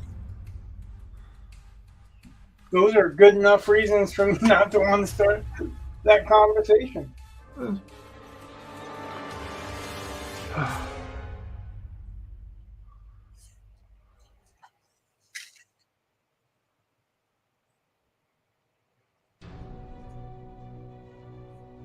Right. Sean said, whether I agree with their politics or not, once they start drubbing me over the head with them, I tap out of their story. I agree. Yeah, like, it doesn't matter what side of the political spectrum it is. It's the same thing. Like, if there are certain authors on the right that I haven't read in a long time because that's what they're doing too, Yeah. I don't need it. I'm not really interested in it. I don't need it. Somebody else might be interested in it. And like the whole Second Amendment thing. Like, you're not going to convince these dipshits that don't think you should have a right to have rights that you should have a right to have rights. I know. No matter what you say. I mean, yeah, you could be right, but you're really just wasting your time when we're running in circles. And man, I get tired of running in circles. Yeah. I like and respect a lot of these guys, but I just don't need to hear it again. Like, I'm there. You're preaching to the choir, and after a while, the choir gets sick of it.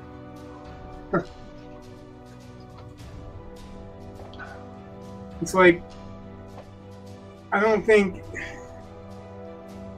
the Second Amendment is a gun issue. It's a rights issue. Yeah. And people are ignoring that, and you can't get them to pay attention to it. You know what I mean? I do. Because nobody cares about their rights until they're gone. Then they all of a sudden start caring about their rights. Hey, Sean said the same goes for music as well. My beliefs are mine, theirs are theirs, and no amount of art will change either. Right. You got to separate the artist from the art. Like, I mean, for instance, there's a writer that I like. I'm reading one of his books to review it. I like the writer. I like him as a person a whole lot. However, he's writing about King Alfred in the times of the Viking Wars, and King Alfred has cried in 30 chapters that he's in. He cries over whether he's happy. He cries over whether he's sad. He cries over whether somebody's proud of him. He cries over pain in his stomach.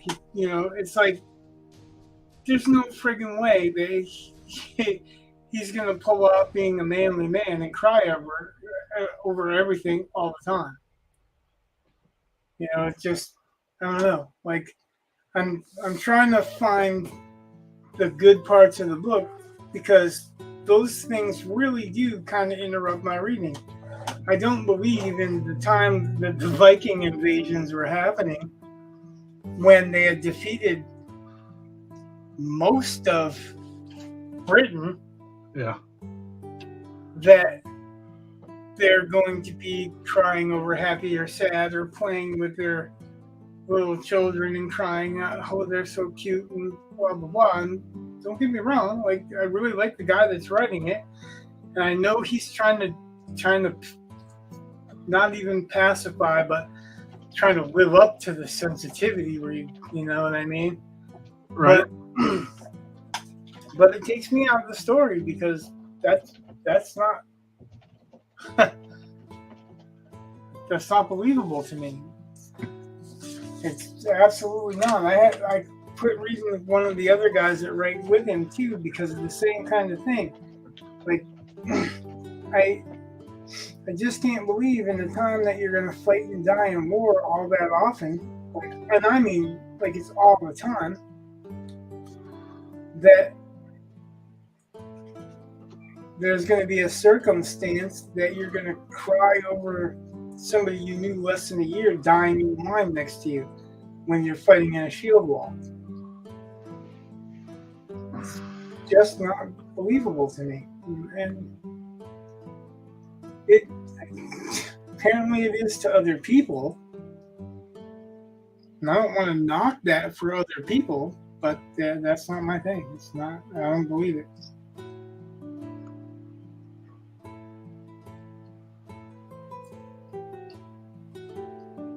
So, like, that totally ruined an otherwise, several otherwise good books, Yeah. This one guy that I put down, like, his character is literally pining over his wife, and he's like, and this is in, like I said, the time of the Viking Wars, pretty much. And he's all like, are women ever wrong? I'm like, really? Really? You're in a line fighting, you're in a shield wall, a bunch of men fighting whatever, and your wife says something that proves to be right, and you're like, are women ever wrong? There's just no way. There's no way. It's like I read another one that was recent that, like, it's supposed to be an ordained minister researching witch trials in the 1600s, and he's all like, well, if women were real or witches were real, then why wouldn't they use their power to put men in their place? What? I just don't buy that. That's not an ordained minister in that time period. In that time period, and they literally, all these were talking about women's rights. Women's rights weren't even a consideration because they weren't thinking about women's rights or men's rights or all that. They were thinking about more important things like not letting the Vikings fucking break in the village and rape your woman. That's, slightly more important to most people, I thought. Sean said that's what happens when artists try to apply modern sensibilities to historical events. Exactly, but that's what I'm saying. My problem is that this is when you're talking about putting your politics into your books and stuff. That's exactly what you're really talking about, is that modern sensibilities, modern politics going into books about history or books that shouldn't even have the same politics. If you're reading a fantasy, let's say, yeah, and it's set basically like a historical fantasy. Because, you know, a lot of fantasies were basically based on medieval time periods. And the political system isn't set up like the current one is today. Why would you apply politics of the current ones of today?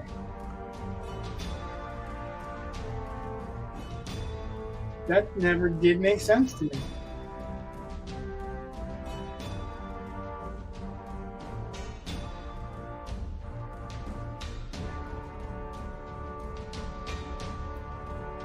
There's a lot of books I love that were written by people that I wouldn't want to hang out with and talk about modern events. Yeah. It doesn't change the fact that I love those books. You know what I mean? Yeah. It might for them. You know, I've seen big time authors say, if you support Trump, don't buy my shit. Really? So you want to cut off half of your possible proceeds, or half of your possible profits, half your possible readers? You want to shut those people down? I don't get plus, it. Why would you want to do that? Well, also, why would you want to deny? I mean, I'm assuming you're writing stories from the perspective you have on culture that you endorse to some degree. And that's how you change other people's cultures. Like if their culture, you know, I mean, it's not necessarily about persuading, but it's about exposing them to perspectives that I would assume you would want them to see. You know what I mean? Like if I'm writing some sci-fi series and I'm going to have my biases, and my biases are going to bleed into what I think is morally right in my writing. So that should be apparent. And, you know, I don't have to beat people over the head. I don't have to be like, you know, didactic and try to force this stuff, but it's going to be biased in however I'm biased. Well, that's what I'm saying. They used to show both sides of the argument, though. There was a lot more of that. I know, but I'm not saying that you're going to, you know, it's going to be like super obvious. Like there are just certain perspectives that are going to bleed through, and the way you would change other people's perspectives is to let them see alternatives, and they have to choose, you know, the alternative they want, or they have to choose to stick with what they have. But if you never present them with the alternative, then how are you supposed to get them to make the choice? So if you don't like how a certain group believes or thinks, you've got to offer them a better alternative. And so I don't understand why you would cut them off. That's basically what I'm saying too. You know, it's like it doesn't make sense to me that. Sean's going to go fire up his ham radio for a few minutes before bed. I hope you both have a great one. I hope you get a good message, Sean. Thanks for stopping in. Stop in more often.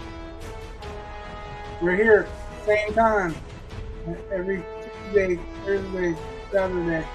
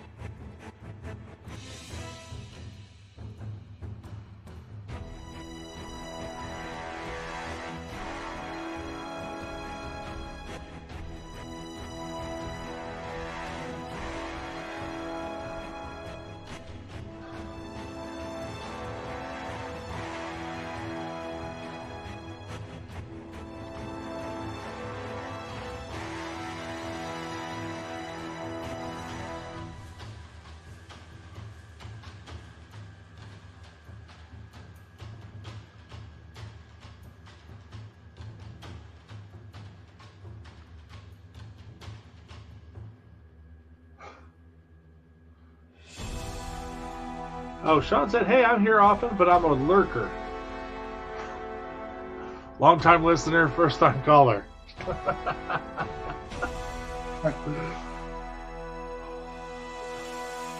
Did you ever hear Bob and Tom, the radio show?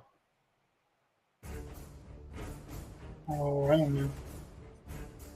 Well, I mean, they're broadcast, or at least they were for a while, coast to coast. But they're out of Indianapolis. And, you know, it's about 4 hours of them talking like morning radio. But, I mean, they've been doing it for decades. And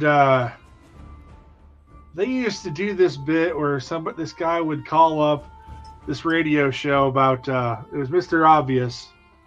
And so this guy would always call up and like, long-time listener, first-time caller, and it's always the same guy. And he would just be like, oh, yeah, I think there's a badger stuck in my sink.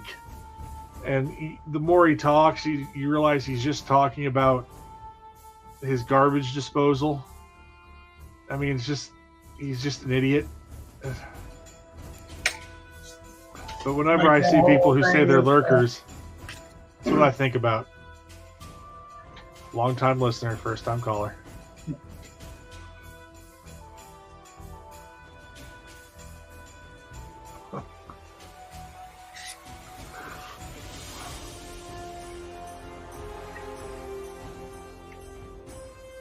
One of my former students, her family owns a Chinese restaurant that we frequent, and a lot of times, like, actually I had the brother and the sister, and a lot of times they'll be the ones answering the phone.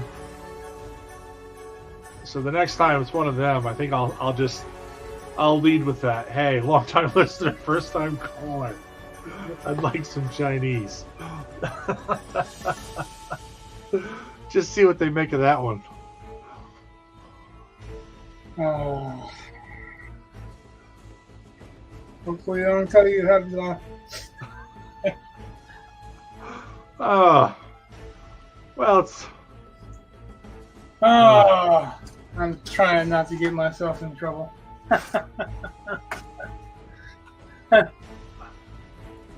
My friends at work.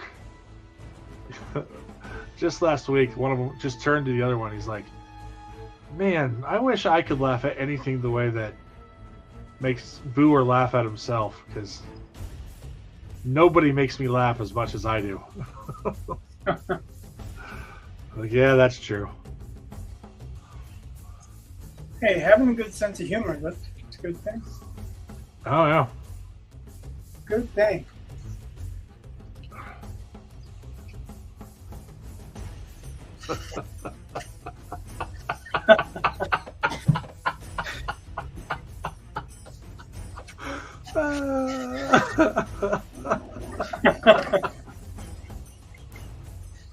Oh gosh.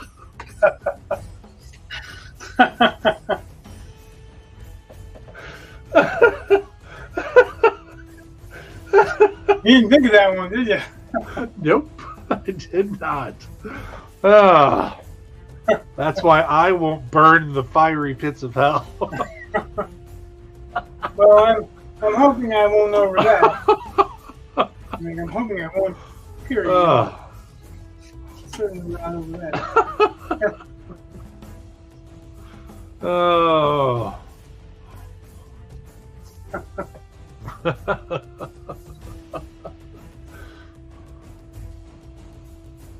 I have said worse things.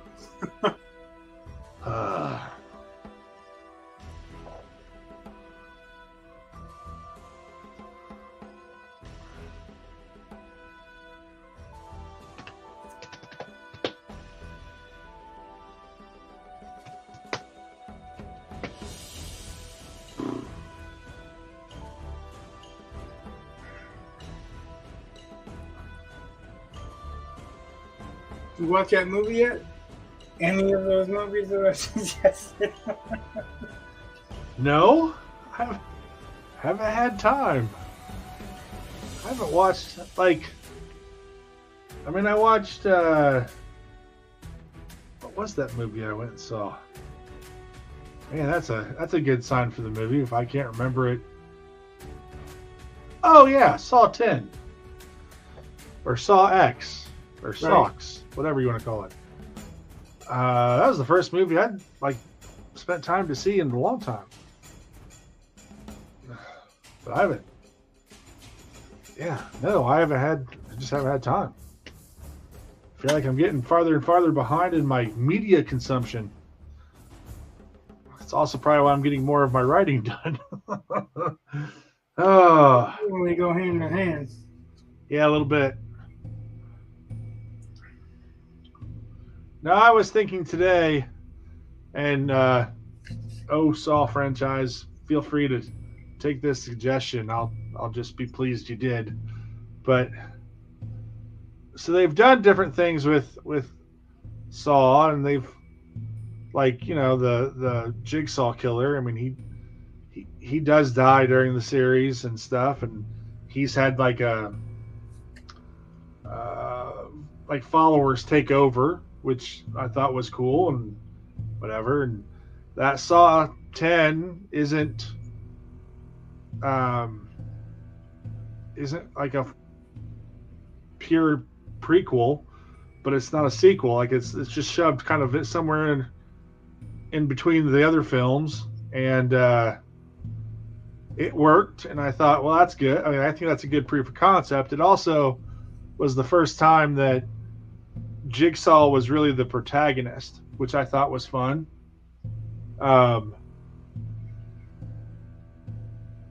So that was neat. But then I thought, you know what? I think a good idea would be if Jigsaw or Jigsaw's replacement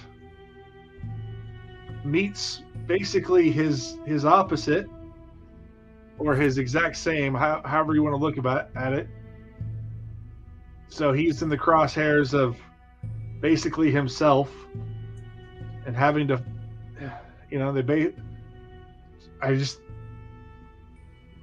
if he could crack that one, I think that'd be a great film.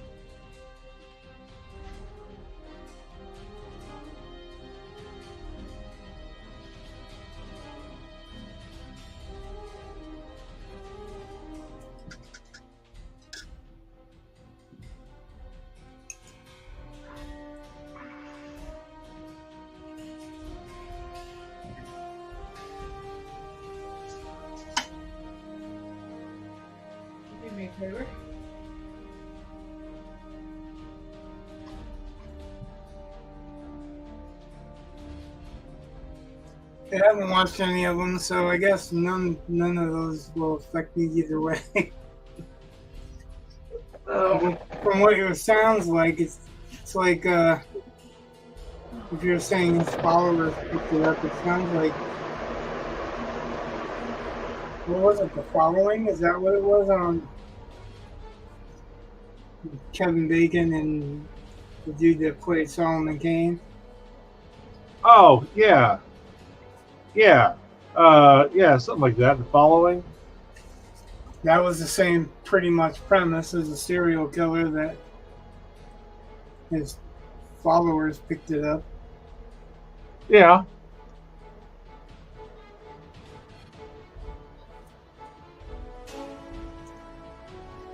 And then what you're saying almost sounds like, what the hell was the TV show about the serial killer that killed serial killers? Dexter? Yeah. Yeah, but this is different because you have saw traps. It's different because what? because you have to have traps. Because it's a different kind of serial killer, I mean? Yeah. You know, because they have traps and weird puppets. I don't know. Oh, it's puppets. I mean, there was one or two of them that I thought were kind of weak. Like, I think Saw 3D was like the weakest one. I think that's the one it is.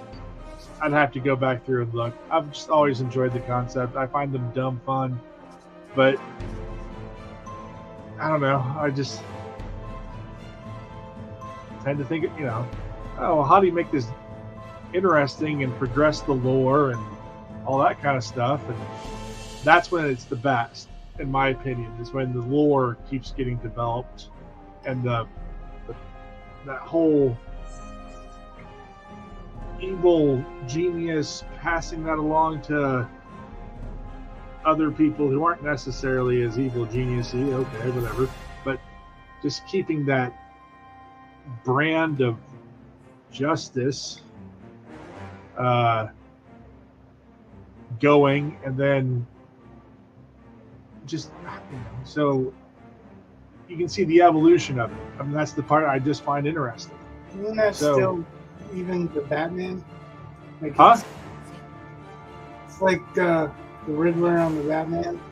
Yeah. He was going to get caught, so he had all these other guys put on these masks.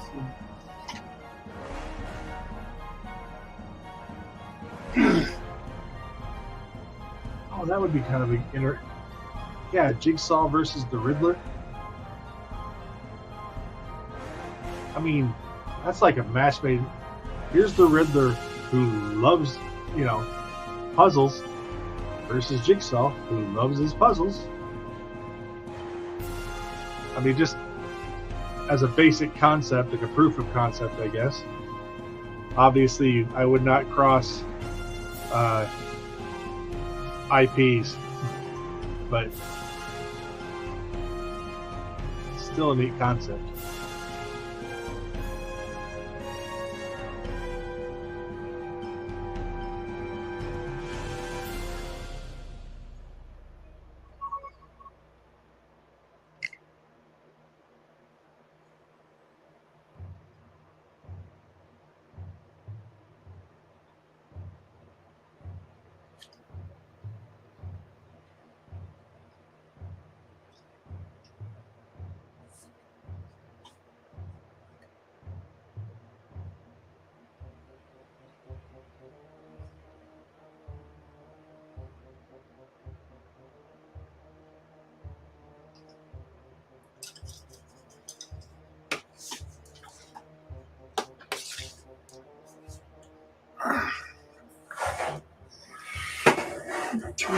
Hours, I think that's probably pretty good for the night.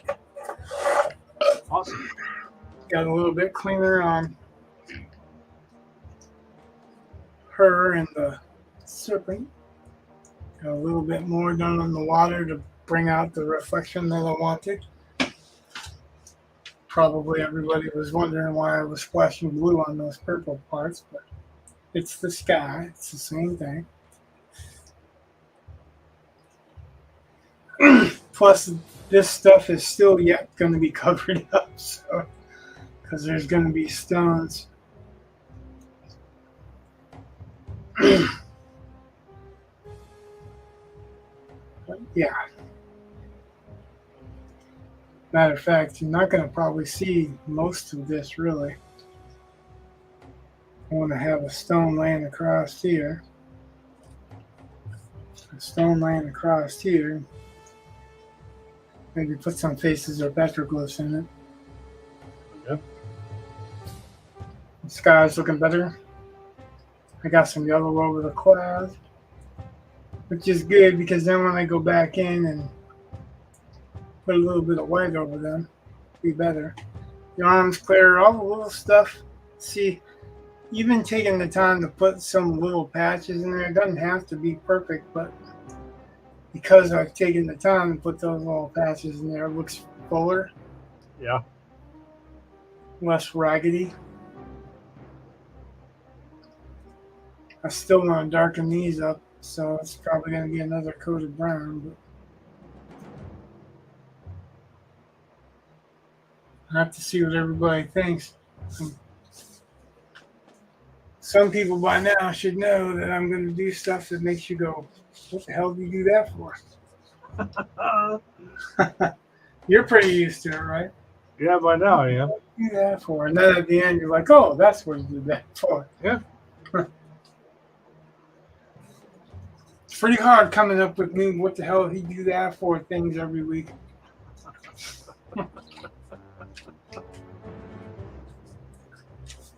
All right, well, I'm going to end the stream because it's a nice and clean spot to do it.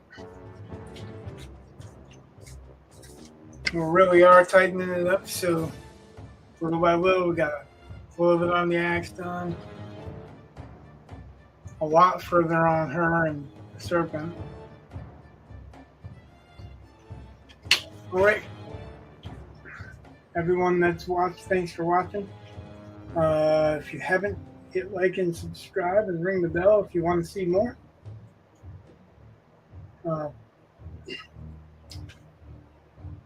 Good night. God bless. Love you.